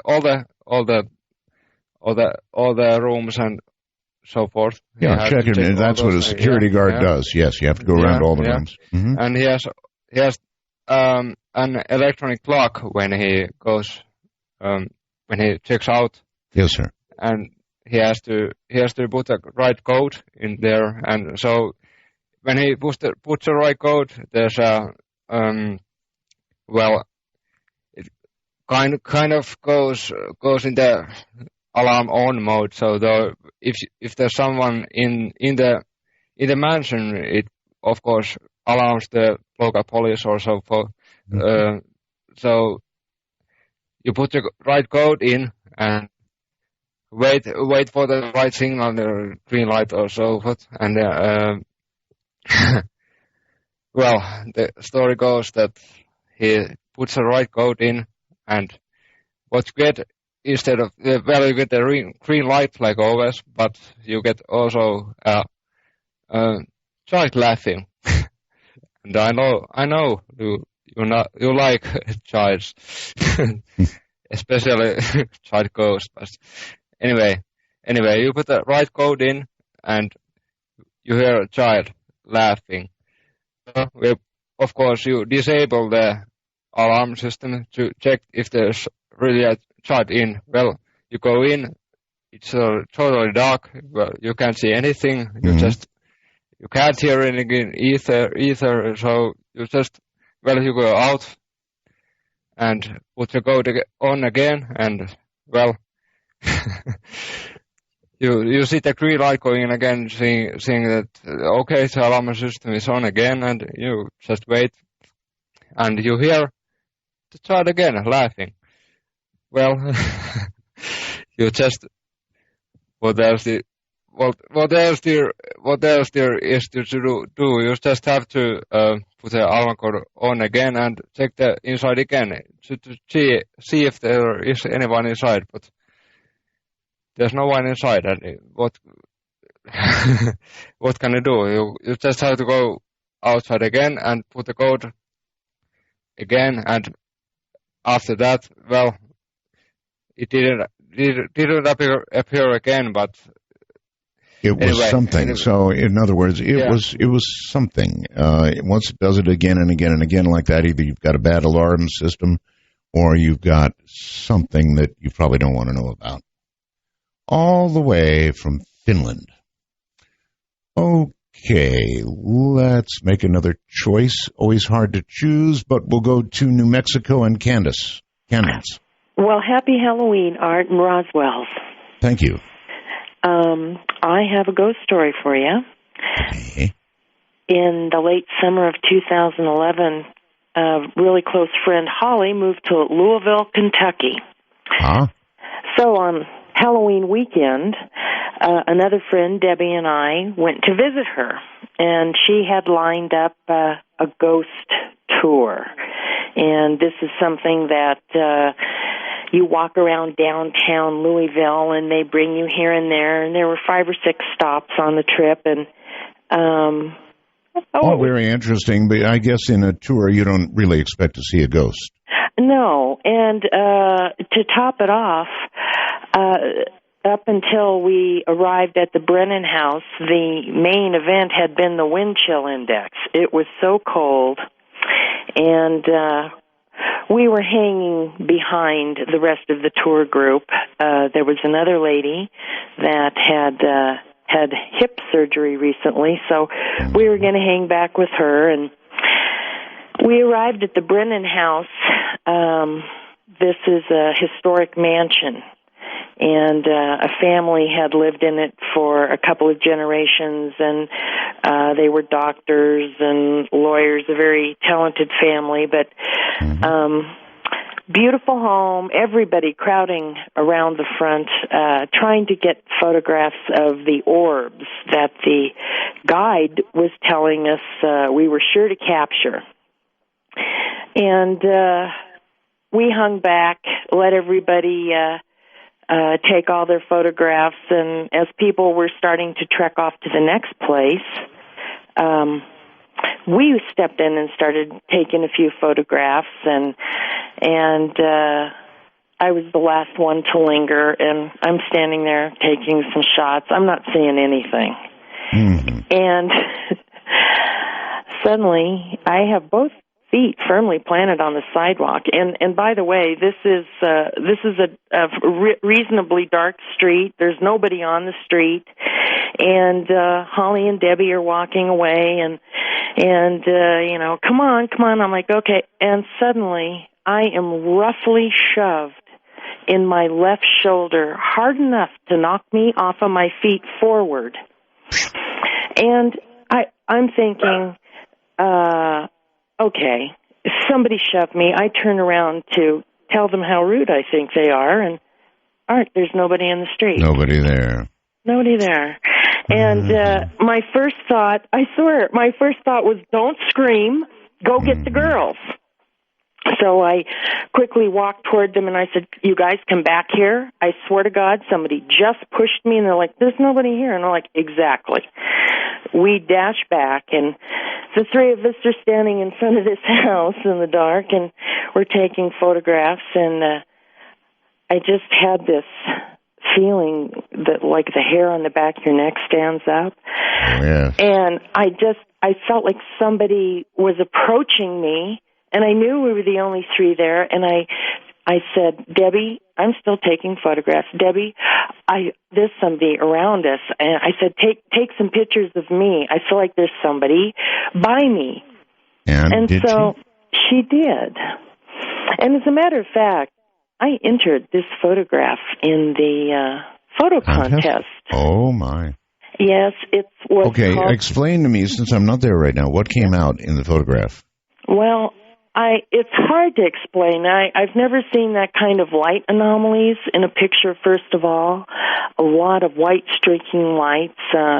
I'm holding still in the photograph, and none of us are real proficient photographers. We just rely on our auto-schmato cameras.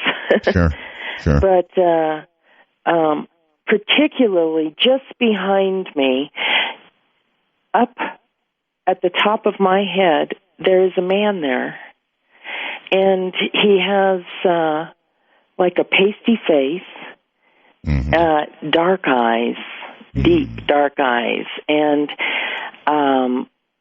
like an old-timey haircut where he had like a little pompadour thing in the front, maybe. And you're telling me in real life this man was not there? No, there was no one but us three ladies on this street. And well, one thing you don't ever mistake is getting pushed. I mean, you know when you're pushed. Exactly. I mean, and you know, Debbie's taking these photos, and she's not seeing anything. She thinks she's photographing me. And so she turns and takes some more, and we're like, okay, now we're really behind. We got to get going.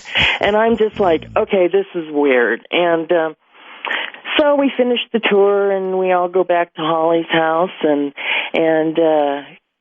hit the sack, and we wake up in the morning, and we're all getting our coffee on, and you know, we're in our jammies in the kitchen, and we have the bar stools pulled up to the counter, and we're looking through our photographs, and I happen to pick up Debbie's camera, and like, what are all these lights in this photograph? And to myself, and I'm looking, I'm like, oh my goodness, this can't be.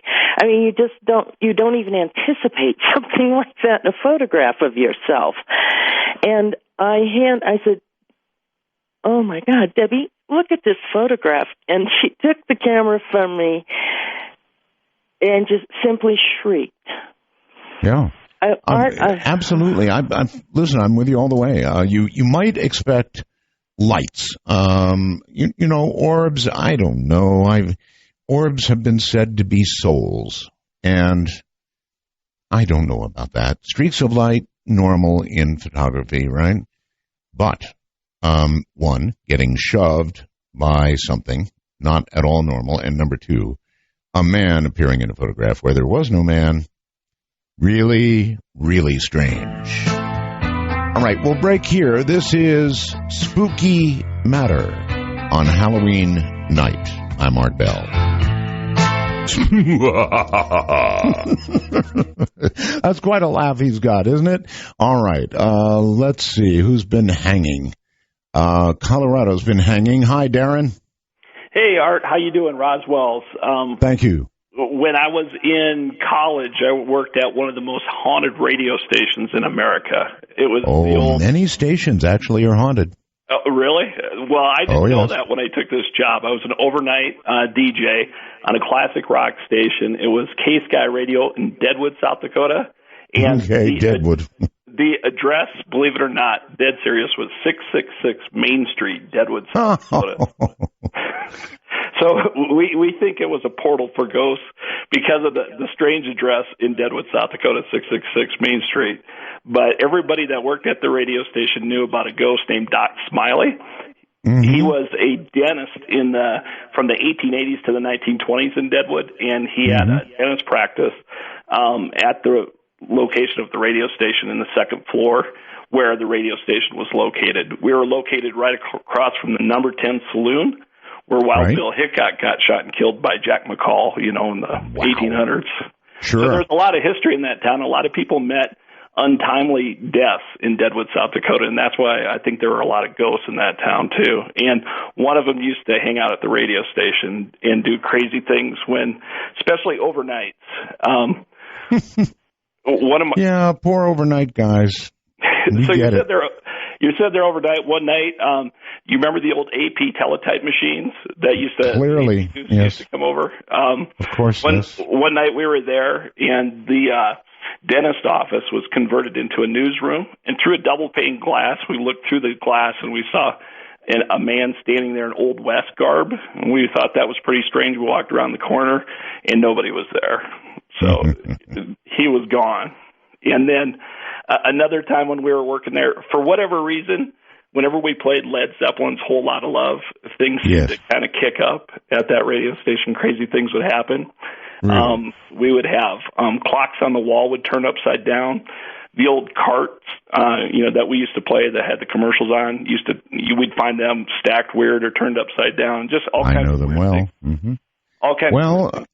Actually, we used to, for example, if you played a card and you didn't allow it to re-cue, you would automatically turn it upside down to remind yourself to cue it. Right. Yeah, that's true. Uh-huh. So you remember how we used to stack those? Well, they would be all, changed around if you walked out of the room and came back. So it was just crazy things like that used to happen when you worked overnights at that radio station. Through the corner of your eye, you'd see dark figures walking down the hall. Doorways would creak and slam by themselves. And one night I was working late during a blizzard, and about 3:30 in the morning, I heard a really loud demonic roar come from down the hallway. So I thought it was one of my friends playing a trick on me. So I went running down the hall to see if I could catch him.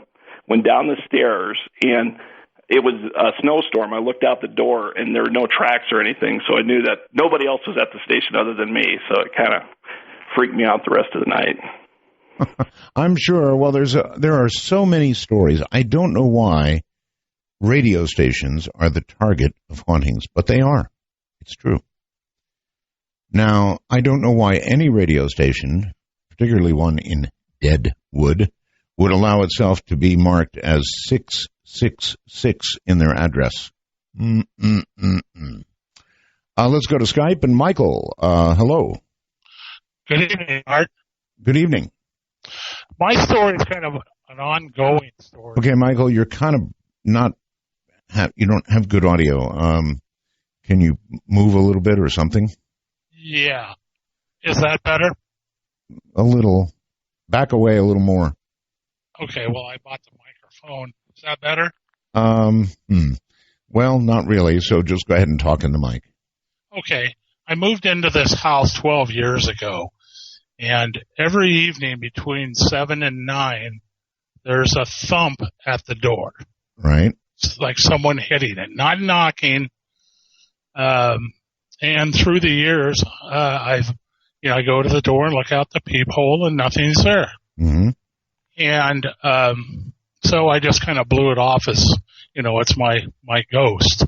Well, one night I decided, okay, I'm going to go outside and sit out there and see if this is the kids or what. And I went outside and I stayed out till about 9:30, come back in the house and sit down. I get a thump again. Mm.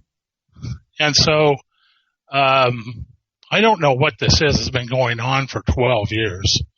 And I called you about 3 weeks ago and told you that my cat sees something flying around the room. Sure.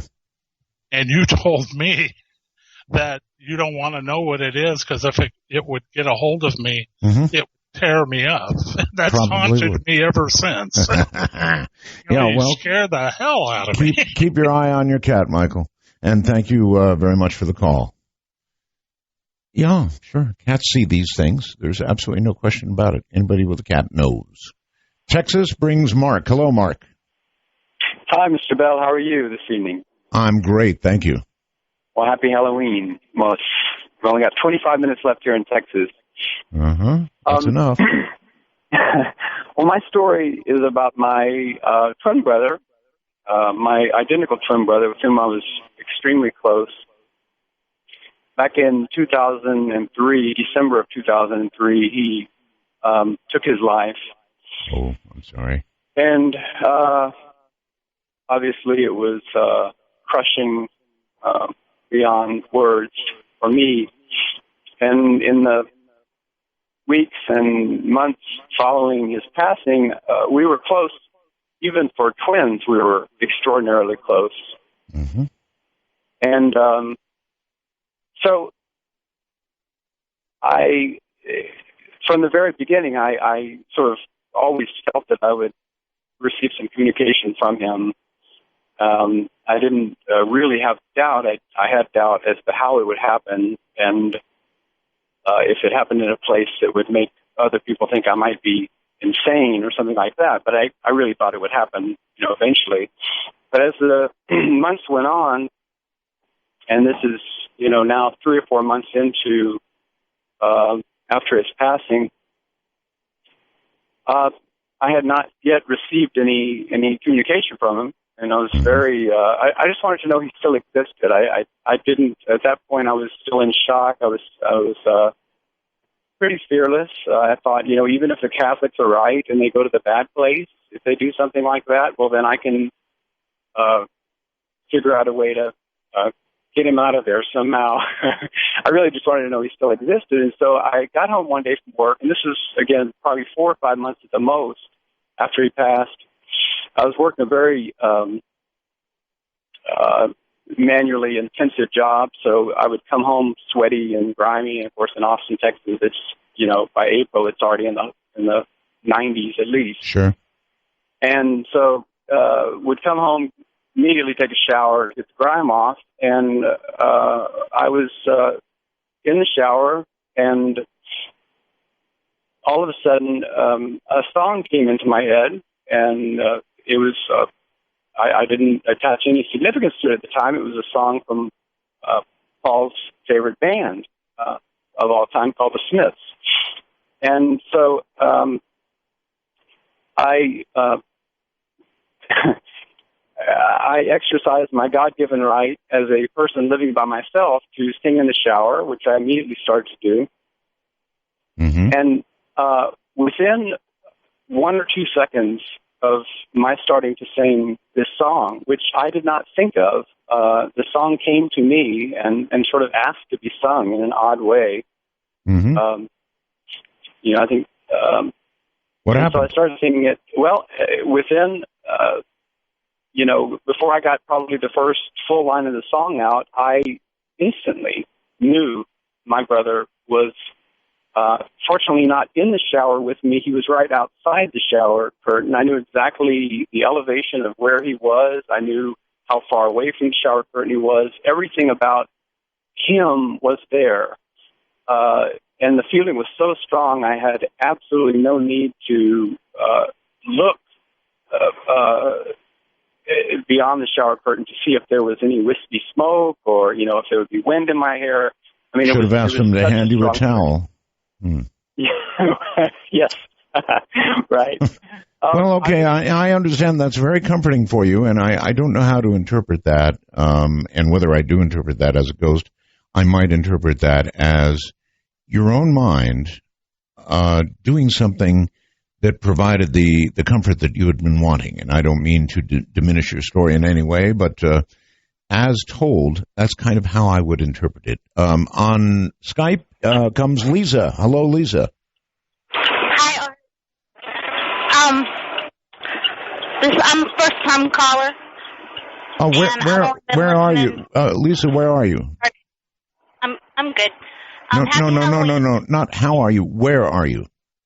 Oh, I'm a truck driver, and I'm currently in North Carolina. Okay. So, my husband was in the Navy, and we were stationed in Guam, and he was out at sea, and my little girl was about 2 years old at the time. And we were sitting in the living room having McDonald's for lunch, and she looks over at the staircase, which is off to her left, and I'm off to her right, sitting on the couch. And she's looking at the staircase, and she turns around and she looks at me and she says, "Mom, can I give that man a French fry?" And I said, "Yeah, okay, sure." And she turns back around and looks toward the staircase again, and then she looks back at me and says, "Where'd he go, Mom?" And I said, "I don't know, baby. I never saw the man." That was just, that's it. That's okay, well, that's a good one, I guess. There could have been a man there that you didn't see. Or yeah, like he was only about 2, so. Okay, well, I appreciate the story. Thank you very much. Again, with that one, I'm not sure what to do with it. There could have been a man there, or there could have been a man there that only she saw. Kind of hard to say, huh? Let's go to New Hampshire and Mike. Hi, Mike. Hi, Art. Roswell's. Thank you. Good. Well, my story started about 23 years ago.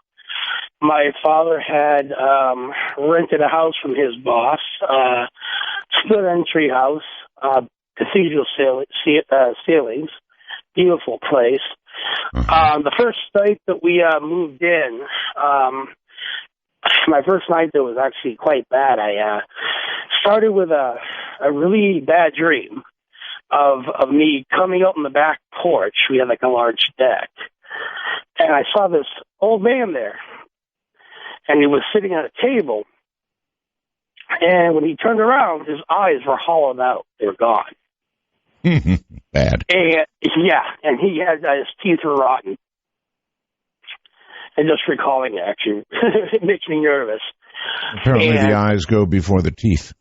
Yeah. And, but not only that, though, he looked quite old. But I woke up from it. But when I woke up from it, I was wide awake, and there were these big balls of light that were zigzagging through my room, and I was terrified for it. They were like giant, I mean, people talk about like spirit orbs. I mean, this was back in the early 90s, before there were any ghost shows or anything. But they were giant, there were these giant orbs that were like with long tails zigzagging around my room. But that was just the first night, and a lot of things happened. in the beginning, I didn't tell anyone because it was my parents and my brother. I was 16 years old. And it got to the point where I'd get up to go to the bathroom in the middle of the night. Now, I would have told everybody. Yeah. And you're not telling anybody about this? Well, I was 16 years old. I was scared, and I didn't know what my parents would think. We weren't very religious. My father was an atheist. And my father, he served in Vietnam. He was hard as nails, still is today. And, he just didn't believe in that stuff. Mm-hmm. And, but I'd get up all the way to use the bathroom. Now, on the main floor, this place was huge, big living room, a den, and then my brother's room was next to mine, and adjacent to ours was my parents' room. And I'd be so afraid to get up to use the bathroom because there'd be a giant mist going down the hallway. You walk into the hallway and it was freezing cold. Really? And I would run down, the hallway was long. This place wasn't a mansion, but it was big. And I would run into the bathroom. And while I was using the bathroom, I could hear whispering and footsteps all through the house. and I'm just summarizing it because it's a long story, and I'm still being terrorized by a lot of it today, and so is my family. But there was one occasion, like back in the 90s with the old computers, if on the older computers when you use a program in high res, the screens would flicker. So you go out and buy one of those special screens you put on with Velcro, and they would stop the flicker on the screen. Back in the old days, it was PCs and Commodore Amigas and whatnot. Sure, yeah, I remember. Yeah. But I used to love to write, and I still do. And as I was using my computer, I looked up, and there was this twisted face staring over my shoulder. And, of course, this was like 11 o'clock at night. It was just, I could see the eyes even now. They were red, but they weren't like glowing red. They were pupils, but they were reptile-like. And I jumped out of my chair. Most people, I would say move, but in your case, I don't think it would do a darn bit of good. Whatever it is with you. I eventually told my parents, and they thought I was losing my mind. And, they're like, are you sure, Mike, you're not just feeling these things up? I said, no. Well, I finally built up enough nerve to talk to my brother, whose name is Jim. Come to find out, he was experiencing the same thing. Seeing the faces and the screens and seeing figures in the house. We have a furnished basement downstairs, and that's where the laundry room was. And I go downstairs and do laundry, and as I go to walk back upstairs, I hear someone whisper my name. And, of course, I start running up the stairs. Right, I start running up the stairs. When I turn around, I see this white figure with bulging eyes. I can't describe what it looks like. It wasn't so much later that I've seen like these UFO documentaries. Listen, Guy, you're haunted. You are just thoroughly, completely followed and haunted. That's all there is to it. You don't bother moving. Obviously, that thing will come with you. Good heavens to Betsy. We'll be right back on Spooky Matter. There are people like that. No matter what they do, they're haunted. The wormhole yields the following. John says, I think your show is overwhelming XM internet tonight. Been trying to maintain a connection for the last 2.5 hours. Can't stay connected for over 15 minutes and trouble getting their webpage to load back on. Horrible. Sorry, John. Yes, we're aware of the troubles and we're monitoring them. And I'll have something to say about all that tonight. But yes, it's rough. We know. All right, let's... let me see here. How about Washington and Craig? Hello, Craig. Hey, I'm here. Okay. Then it's your turn. Yes, it is, Mr. Bell. I'm fine. All right. What I was going to tell you was I left the bowl out, trick or treat, take as many Roswells as you would like. Thank you. It's still there. Yes. Right. This story thread is kind of a little bit difficult to just get down in one sentence. It's got to be a few things. It kind of equates around some of the history of the property that I was on. And this goes back to an area called Clarksburg, not in Pennsylvania or anywhere back east. It's actually in California. It's about 14 miles from the Capitol steps. Okay.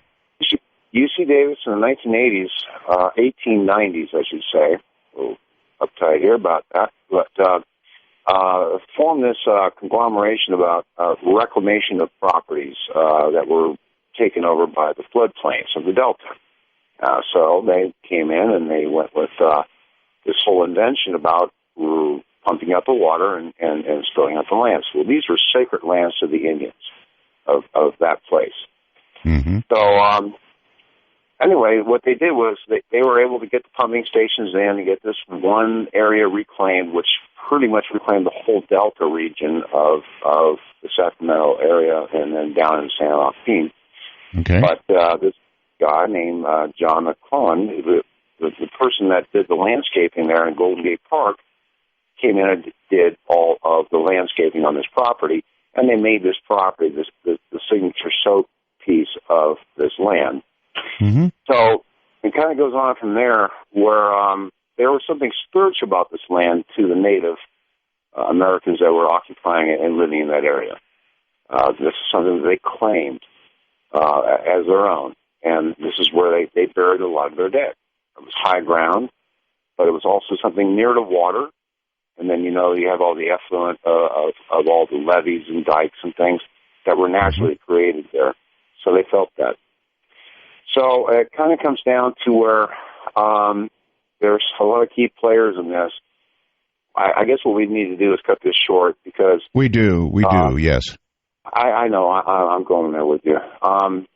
There are a lot of people there that are involved in this, but one of the people that came into the hands of this property was a guy named Gus Sands, and this is all public record, and I can talk about this. Just sort of tell me what happened. In other words... You just want to get right to the chase, huh? Yeah, the heart of the story.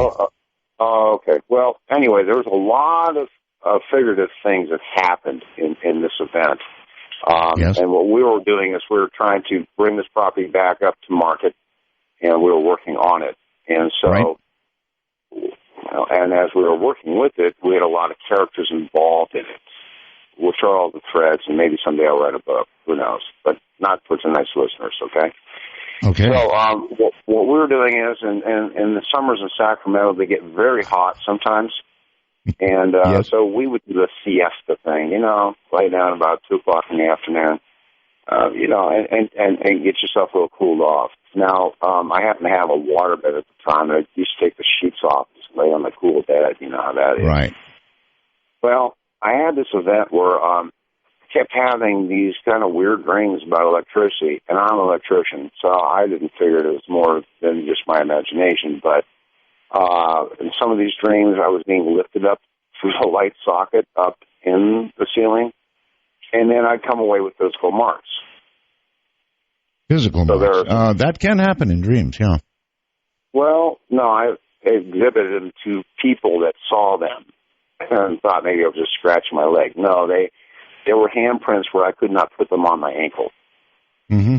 So, I mean, those are weird enough things, but and there was a lot of other things that tailed into this. But I guess the most amazing thing about this whole story was that I met this gal, and she was very spiritual. As a matter of fact, she was kind of a handler for this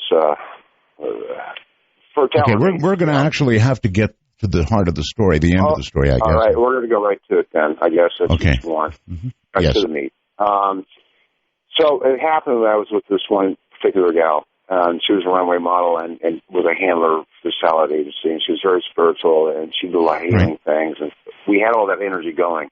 There was a lot of energy connected to this property to begin with, and which I didn't get a chance to tell you about all that. But as it turns out,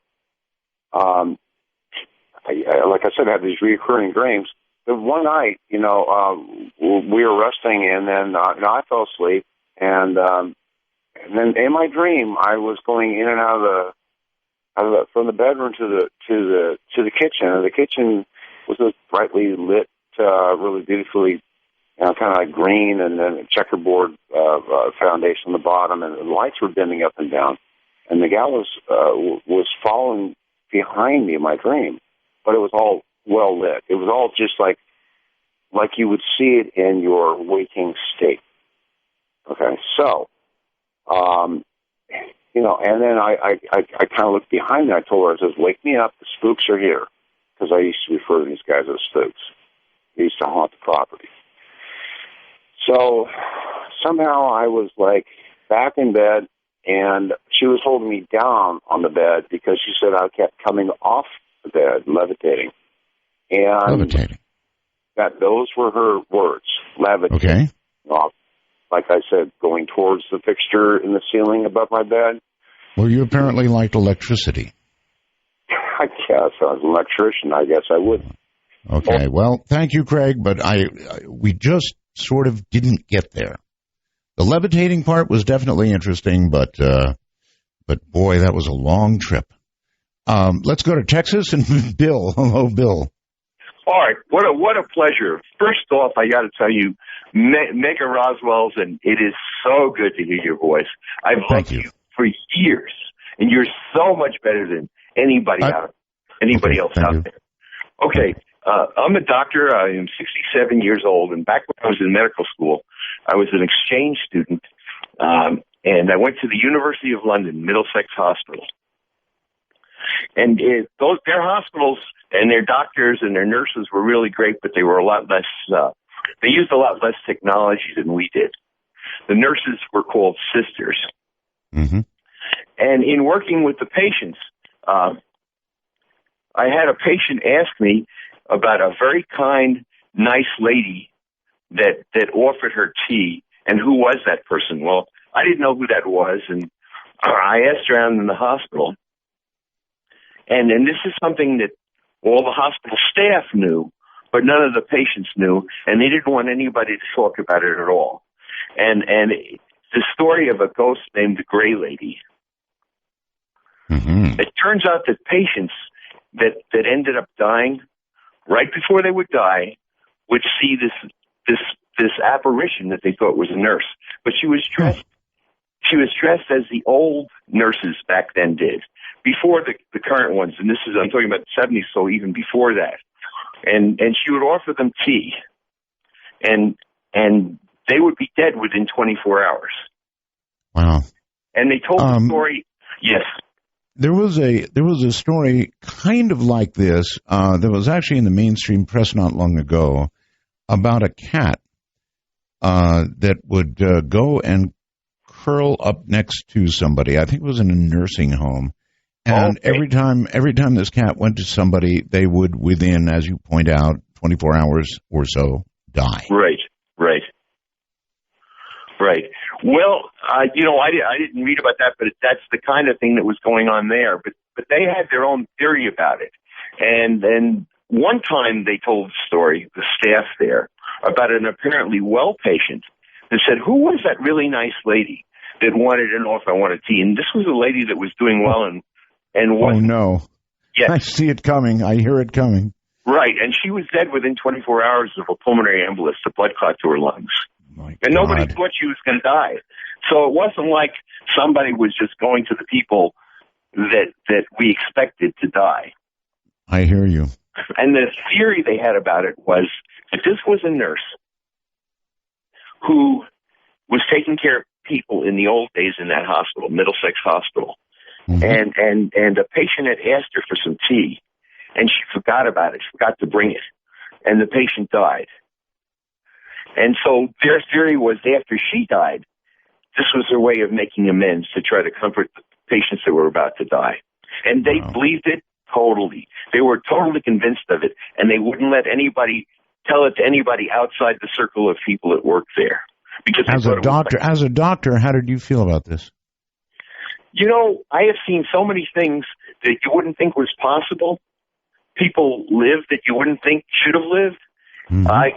I'm on board with it. I really am. I mean, I think there's more things out there than people know about. Obviously so. Thank you very much. That's very interesting from a doctor.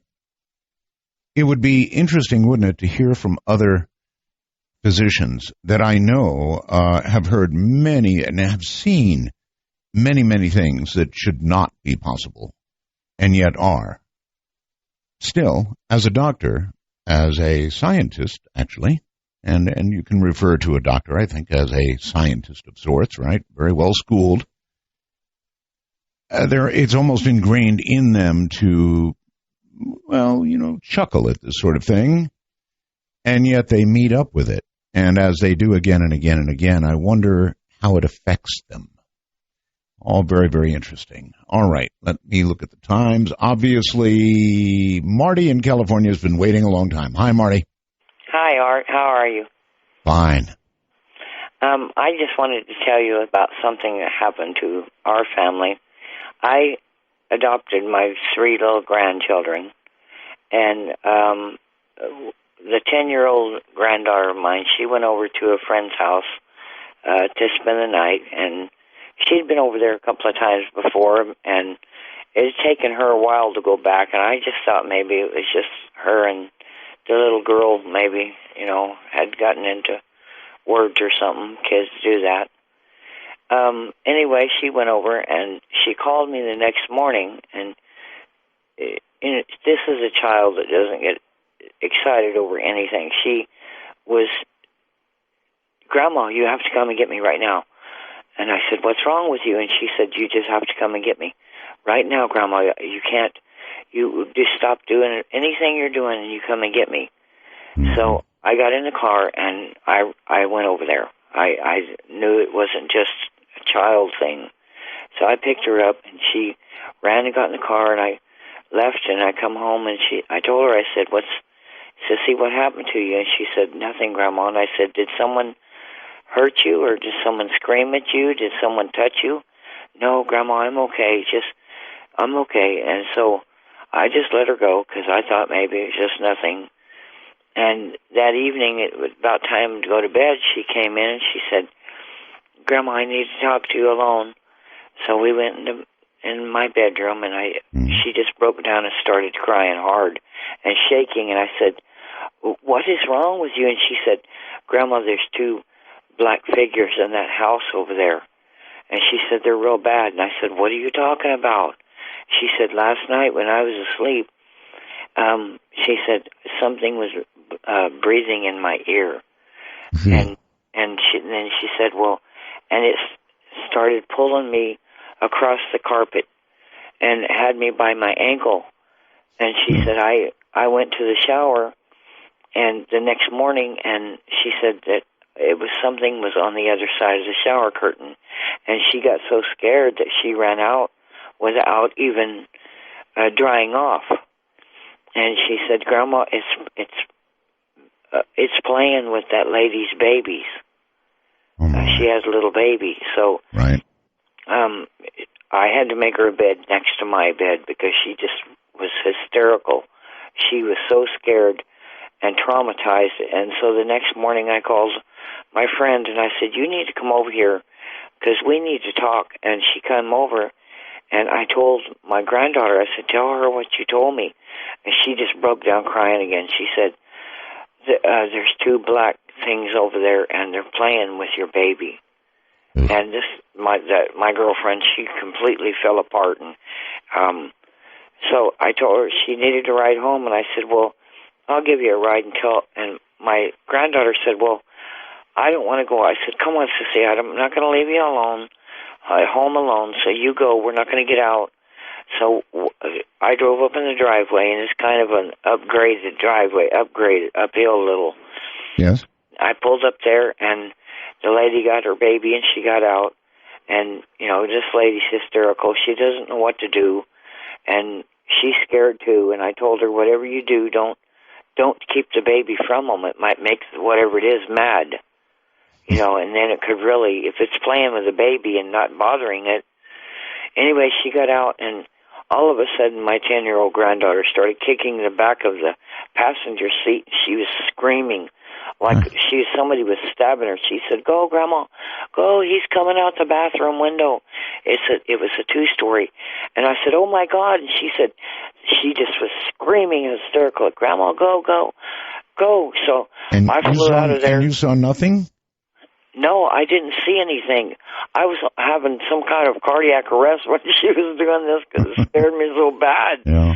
And seeing her hysterical, so I flew out of the driveway, almost tore up my car, got her home. She was just hysterical for days and days. Slept next to my bed. I had to get a see-through shower curtain because she was worried about something being on the other side. I mean, it took a couple of months before she was asleep in her own room. And right. I would suppose that this kind of thing would put you into a state of shock. So that, yes, you wouldn't want to be in the shower, and if you were, you'd want to be able to see out. And playing with babies? No, I think not. Perhaps it would be interpreted by somebody as play, but it only takes once, right? Let's go to Jeff in California. Hi, Jeff. Hello, Art. How are you? Quite well, thank you. Great, great. I'm a little nervous, so you'll have to bear with me a little bit. I'll try my best here. Best thing to do is take a deep breath and just relax. Yeah, we're not all used to being on the radio like you are. I have a ghost story that happened to me. It was back in June of 1985. A friend of mine that I grew up with had the same birthday, and I hadn't seen him for a few years. And we always tried to get together on a birthday because we had the exact same birthday.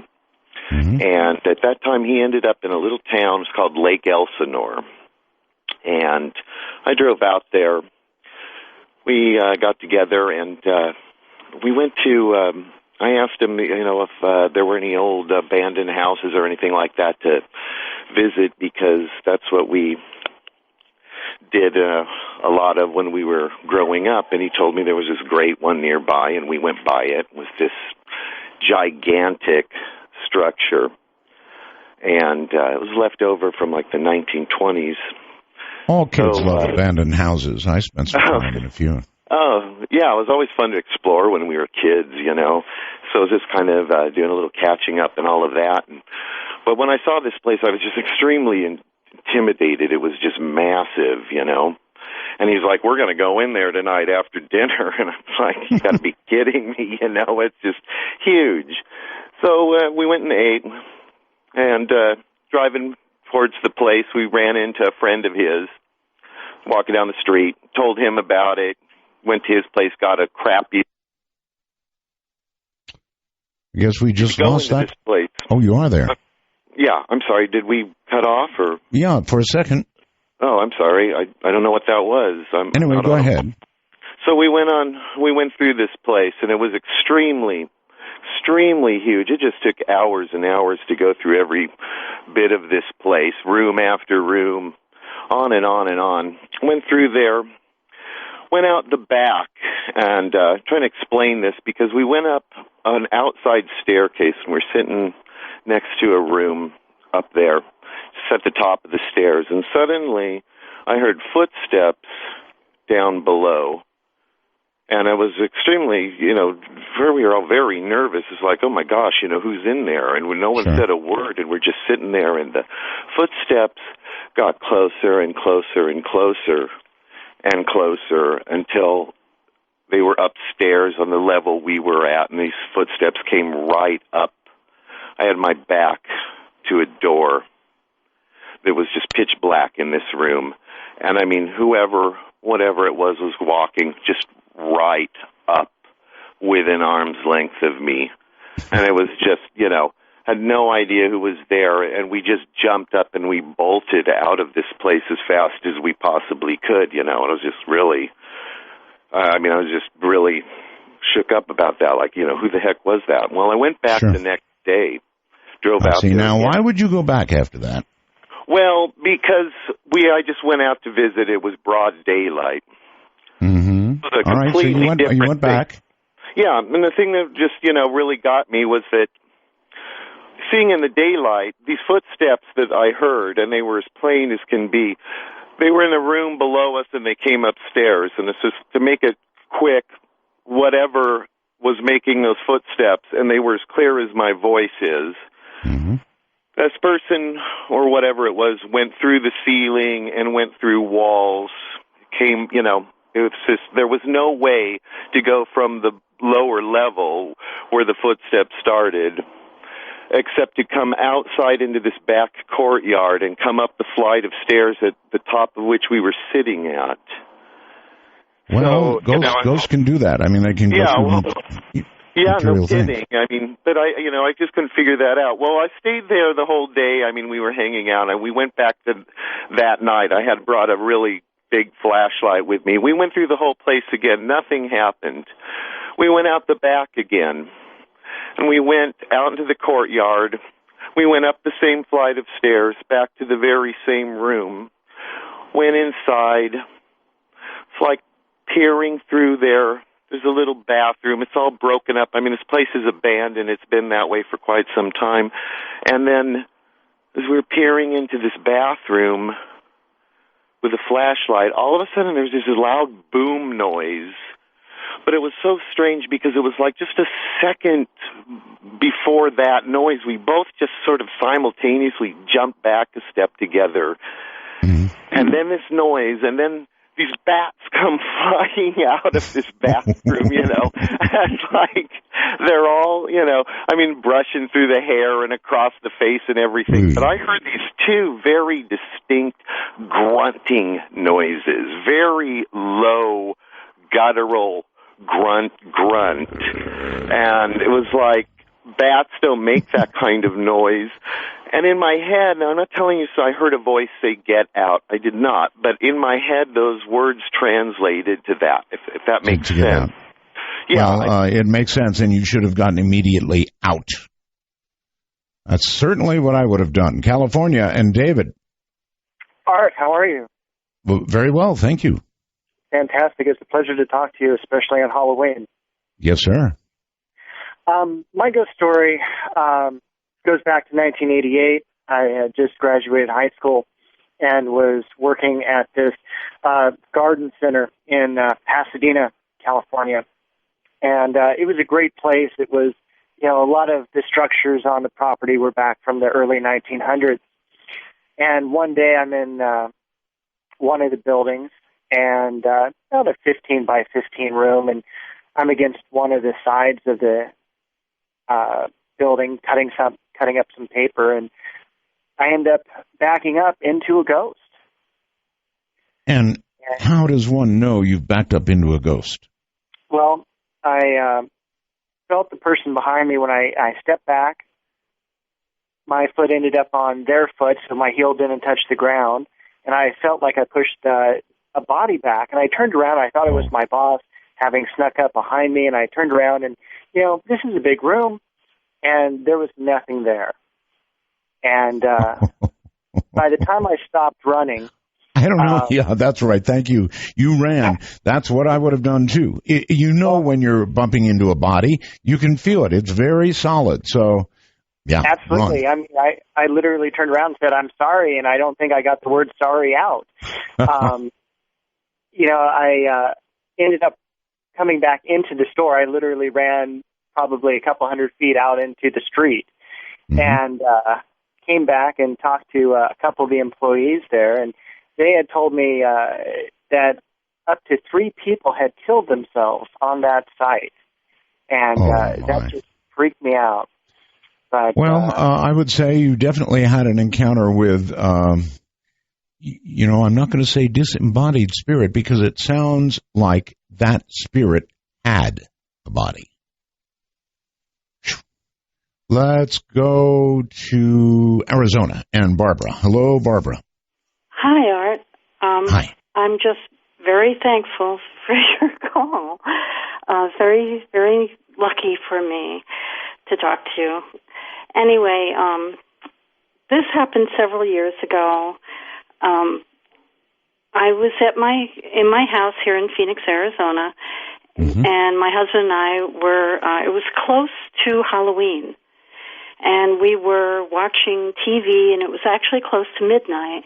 I think it might have been October 5th or something, but I'm not sure. But we were watching a show called Most Haunted. It was an English show with a girl named Yvette, and they were supposedly doing a live show in London, ghost hunting.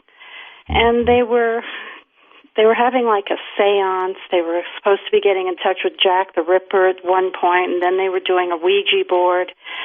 And we had all the lights in the house out. We thought it was kind of amusing, and we were kind of enjoying it.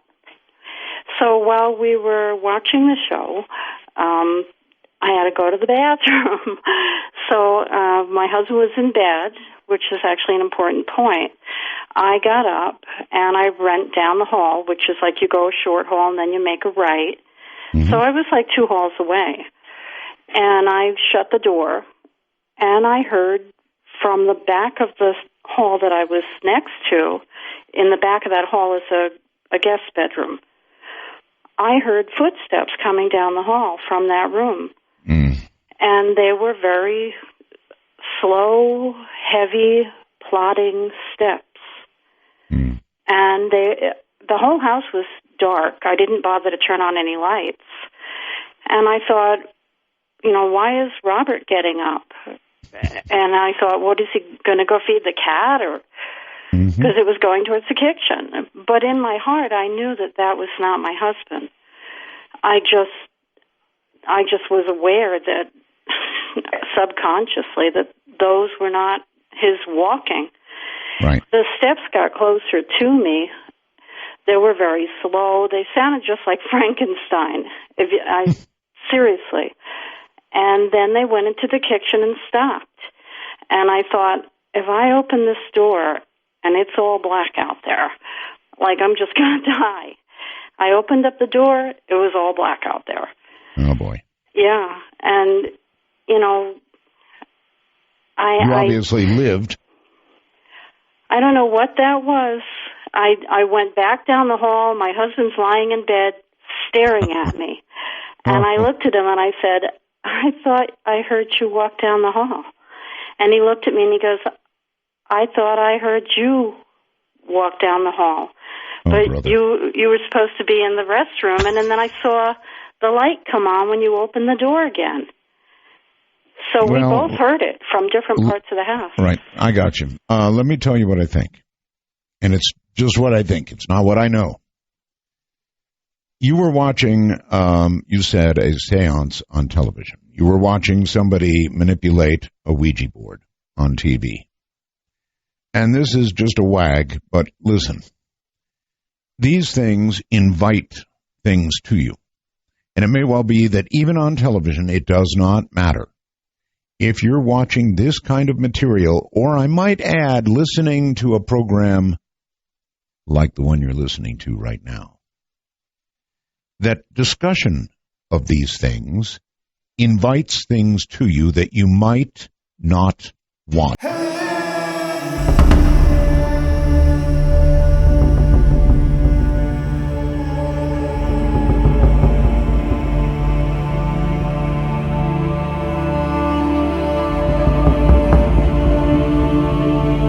All right.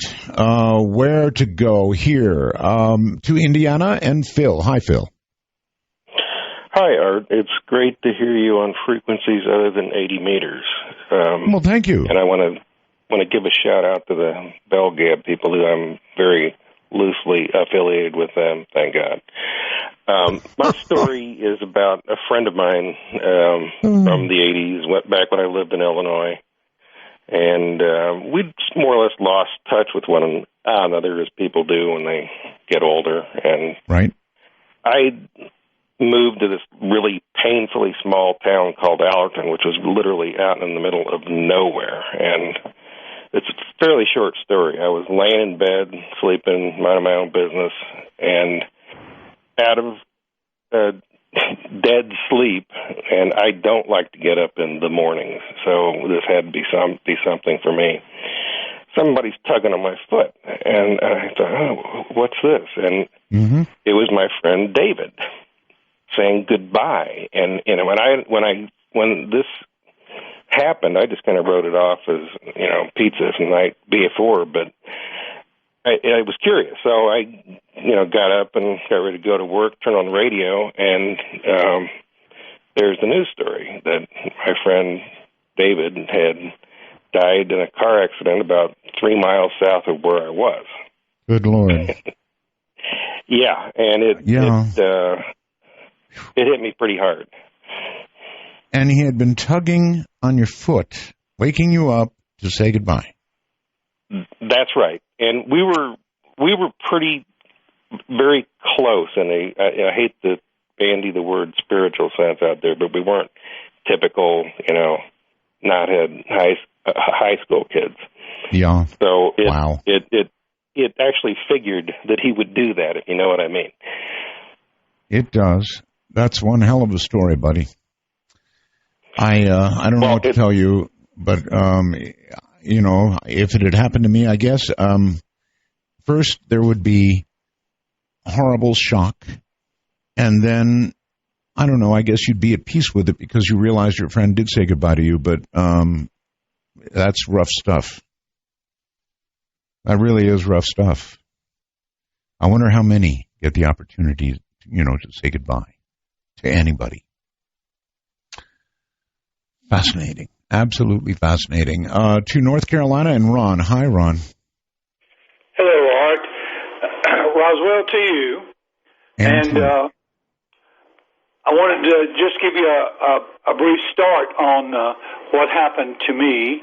I have a best friend, and we've known each other for 30 years, and we fish a lot, and it's night fishing.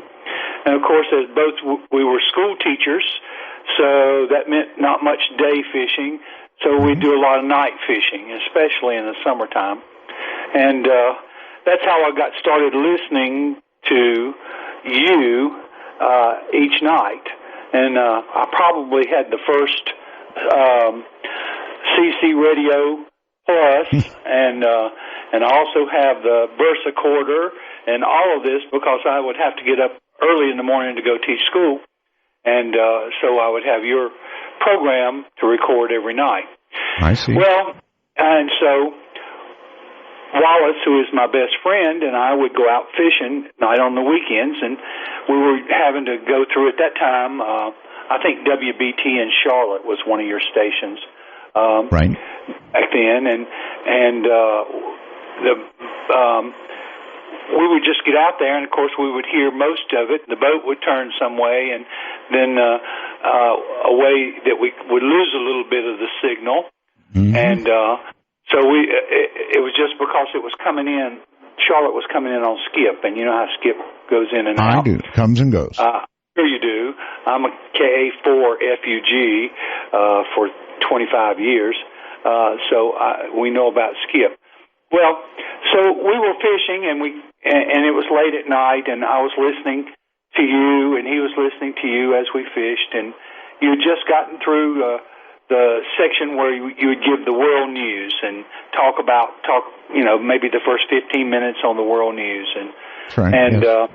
And I didn't know what your next topic was going to be because we'd catch a fish, and that would go over top of your topic, and then so on. So we moved up this lake, and we moved up to a point where there was a creek running in, and it was running into the main body of water, and we were almost to the headwaters of the lake.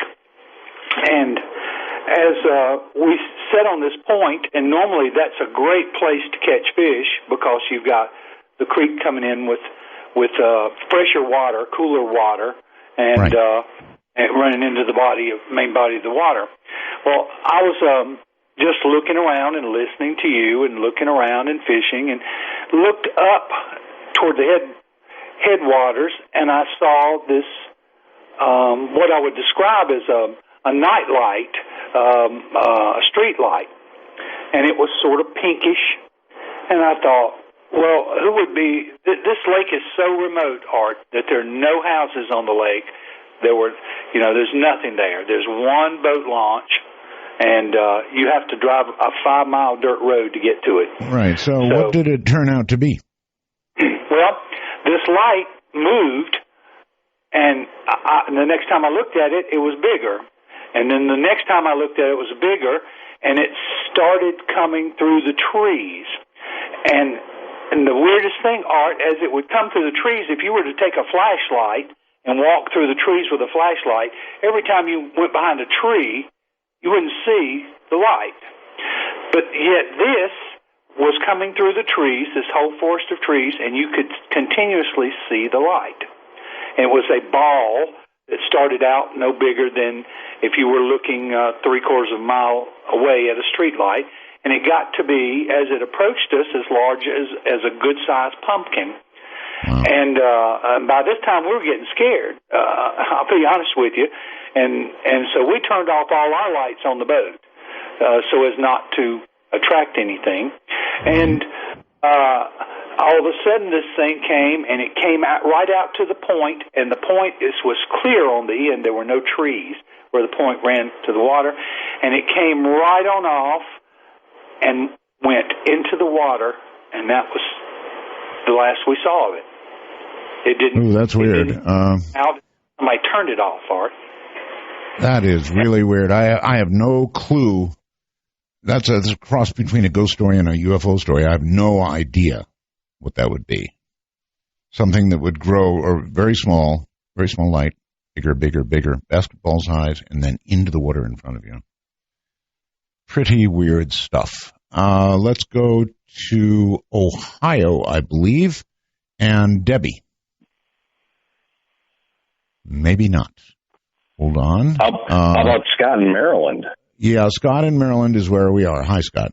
Hi, Art. Happy Halloween and many happy Roswells from my wife, Jessica, and her mother, Nadine, who have been fans of yours for decades. That's the way to get those plugs in. I met my one and only ghost in 1978 in a lighthouse in Long Island Sound.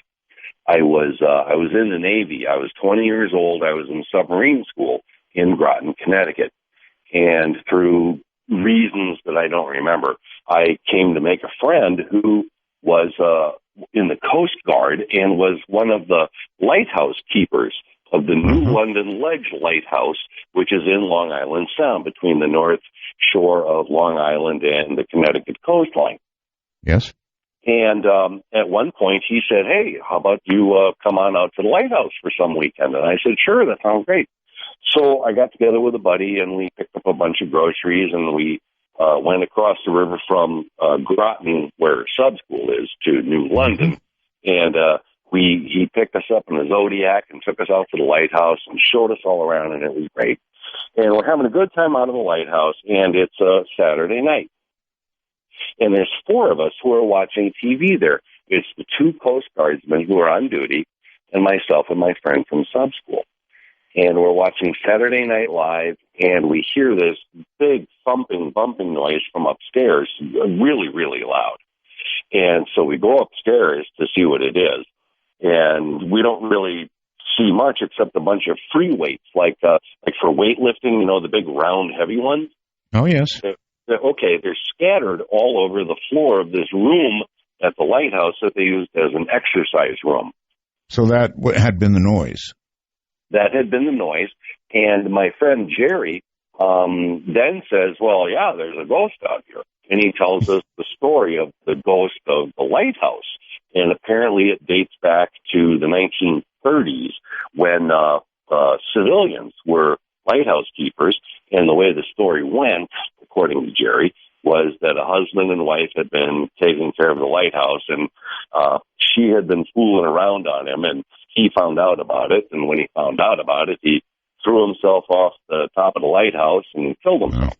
Wow. So, we thought, that's pretty interesting, and we went back downstairs to watch TV. There was a TV room. So it's a short time later, and all four of us are again watching TV. And we again hear this, loud thumping, noise from upstairs. Well, this time we ran upstairs. We wanted to see what the heck was going on.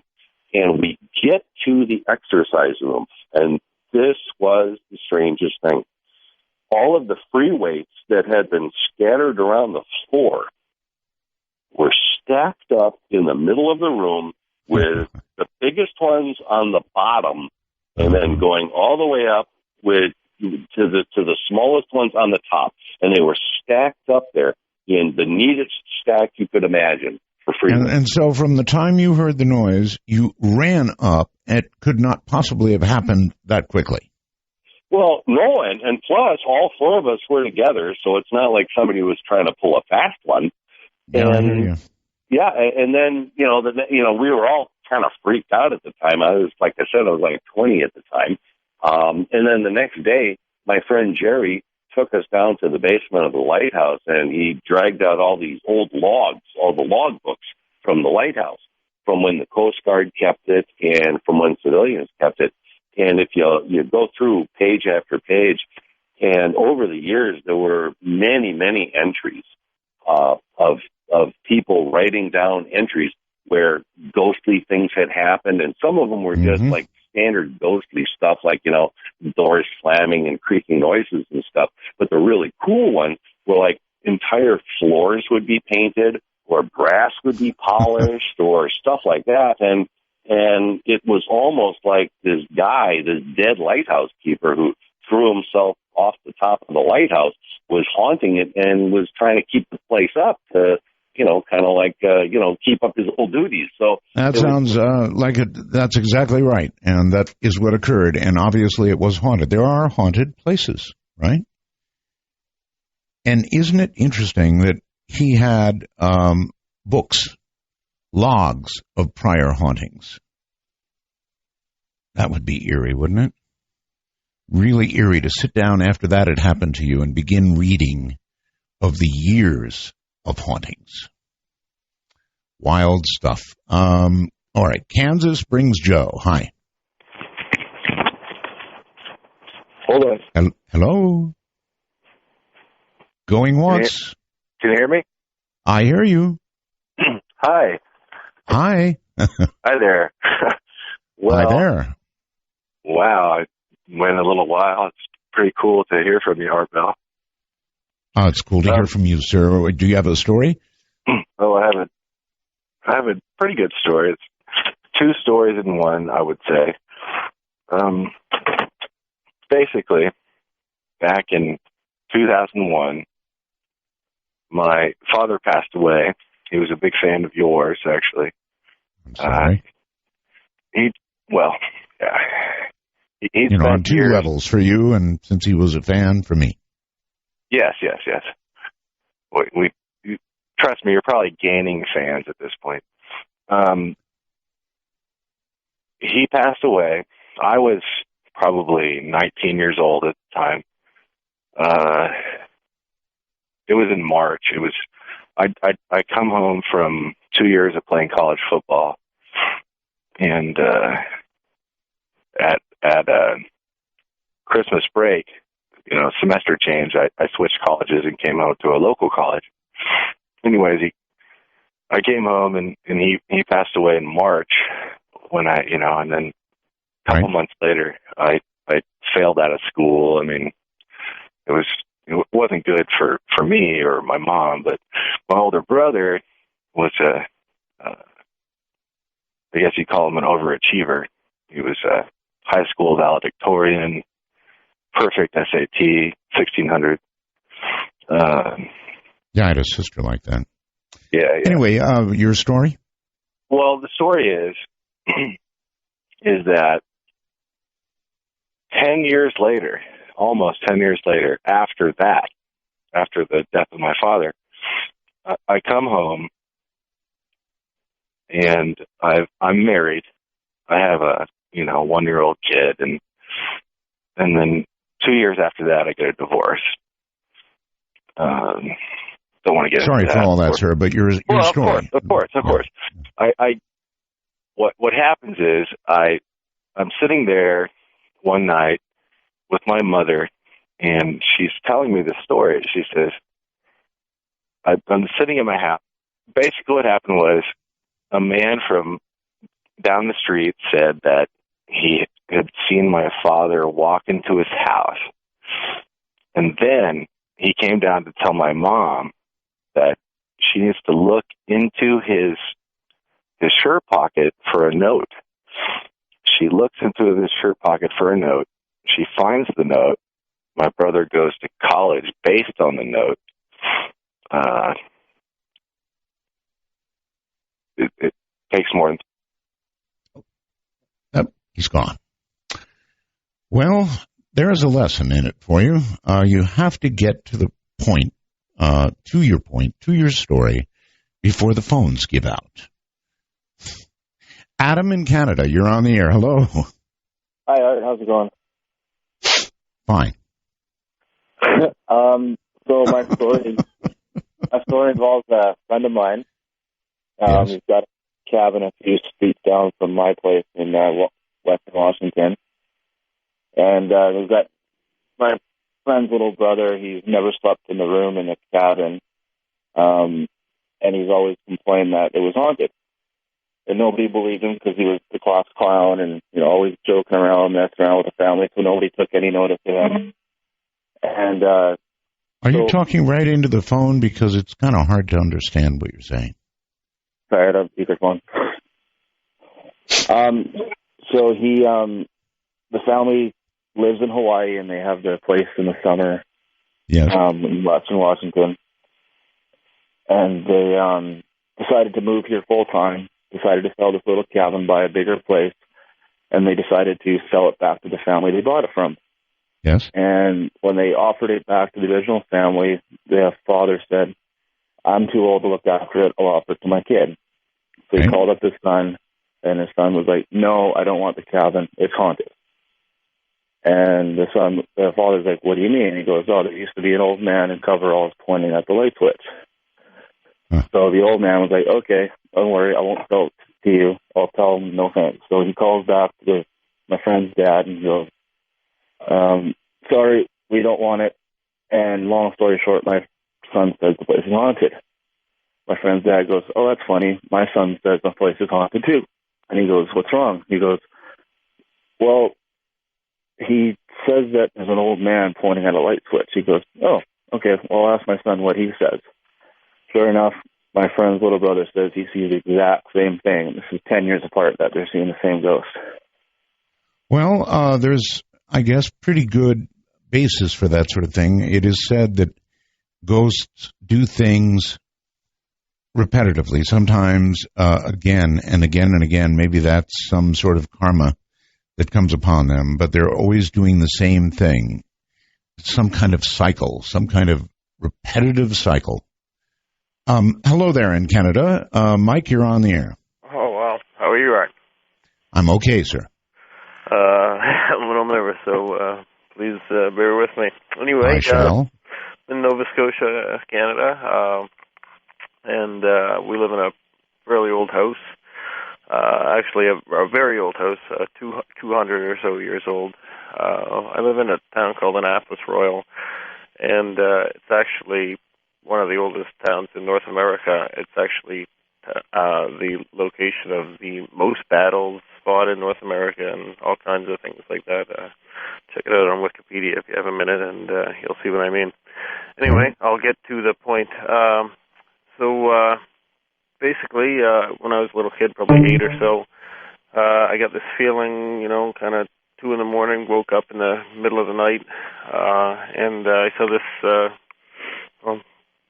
I guess to say it politically correctly, an African-American gentleman standing over my bed. I live, like I said, the house is a very old house. We're the last house on a very old dirt road community of probably 50 people. Mm-hmm. Anyway, like I said, I saw this apparition, ran into my parents' room. They kind of just dismissed it as, a bad dream, and I went to send me back to bed. And anyway, years later, I had kind of, asked around about it, of course, told this story, over the years, and knew some older people in the community. And anyway, I got to talking to them, and they told me a story about how the people who built my house were actually African-American, and they moved here to Canada after the expulsion of the Acadians, if you know your history. Anyway, so basically, we're the last house on this road, like I said, far away from the the actual community of Annapolis Royal. So they gave all the black settlers the furthest land from town, of course, like, because they were black, basically, it was... Different time. Yeah, exactly. So, basically, how the story went that I heard was that just because of the fact that they were black and, they were doing all right for themselves, some of the white settlers came and hung them, basically, and the house was abandoned for years and people fixed it up over time. And my parents are actually expats. They came up here in the late 70s and, rebuilt this house and, it's a work in progress kind of thing, but hobby farm kind of idea. Anyway, like I said, we've gotten more verification over the years. We got some information from the deed office that verified their name. Names were actually Ike. Okay, well, I don't need the name, but it is it was just a very interesting story. But like I said, I've seen this, saw this apparition, and... Okay, we've got to run, sir. We're way out of time. But you did see an apparition. No question about that. This is Spooky Matter on Halloween. All right. We're way out of time. My favorite story of the night, I've got to say, was the one that never ended and never got to the point. That's something I'll remember that forever. All right. As many of you may know, because you've been helping us with it, SiriusXM, which is really a great satellite company, mainly delivering, of course, to vehicles, cars and trucks and so forth, has been having quite a bit of trouble with their streaming partners. In fact, to the degree that it makes listening difficult. Many thousands of my listeners came on board when we began, but they have fallen off because of that reason, a very difficult reason, the 1001 error and many others. It's kind of a systemic problem. We do have a monstrous vehicle audience, of course. However, for a caller-driven show like this one, speaking only to people on cell phones in moving vehicles is, somewhat difficult. The show also is being pirated. Oh, you have no idea. We are all over the net right now. From YouTube, you'll see my show the next day, to a server in England, for example, that's streaming the show live. All of this going on, all this pirating. And because of all this, I have asked SiriusXM to alter their normal method of doing business and allow free streaming for everybody. Can I say that again? Free streaming for everybody from artbell.com. The live show only, of course. All value-added stuff, like on-demand, old shows and so forth would remain with SiriusXM. Now, they say they may have an answer for this by Monday. That's the announcement that I wanted to make, and that's the current situation. And for those that have helped with the streaming problem, I want to thank you because, we've asked for people to identify the streaming error and then what kind of system you have, what kind of computer and all the rest of it. So we pretty well nailed down the fact that it is a continuing problem. And this would be a wonderful solution. Let me repeat that what we're hoping for is free streaming for everybody. It's a pretty out there hope. But, in fact, we may do it. So, there you have it. I guess I better get to my young lady here. This is Crystal, of course, and she's the one who always leads us out. So lead us out, she will.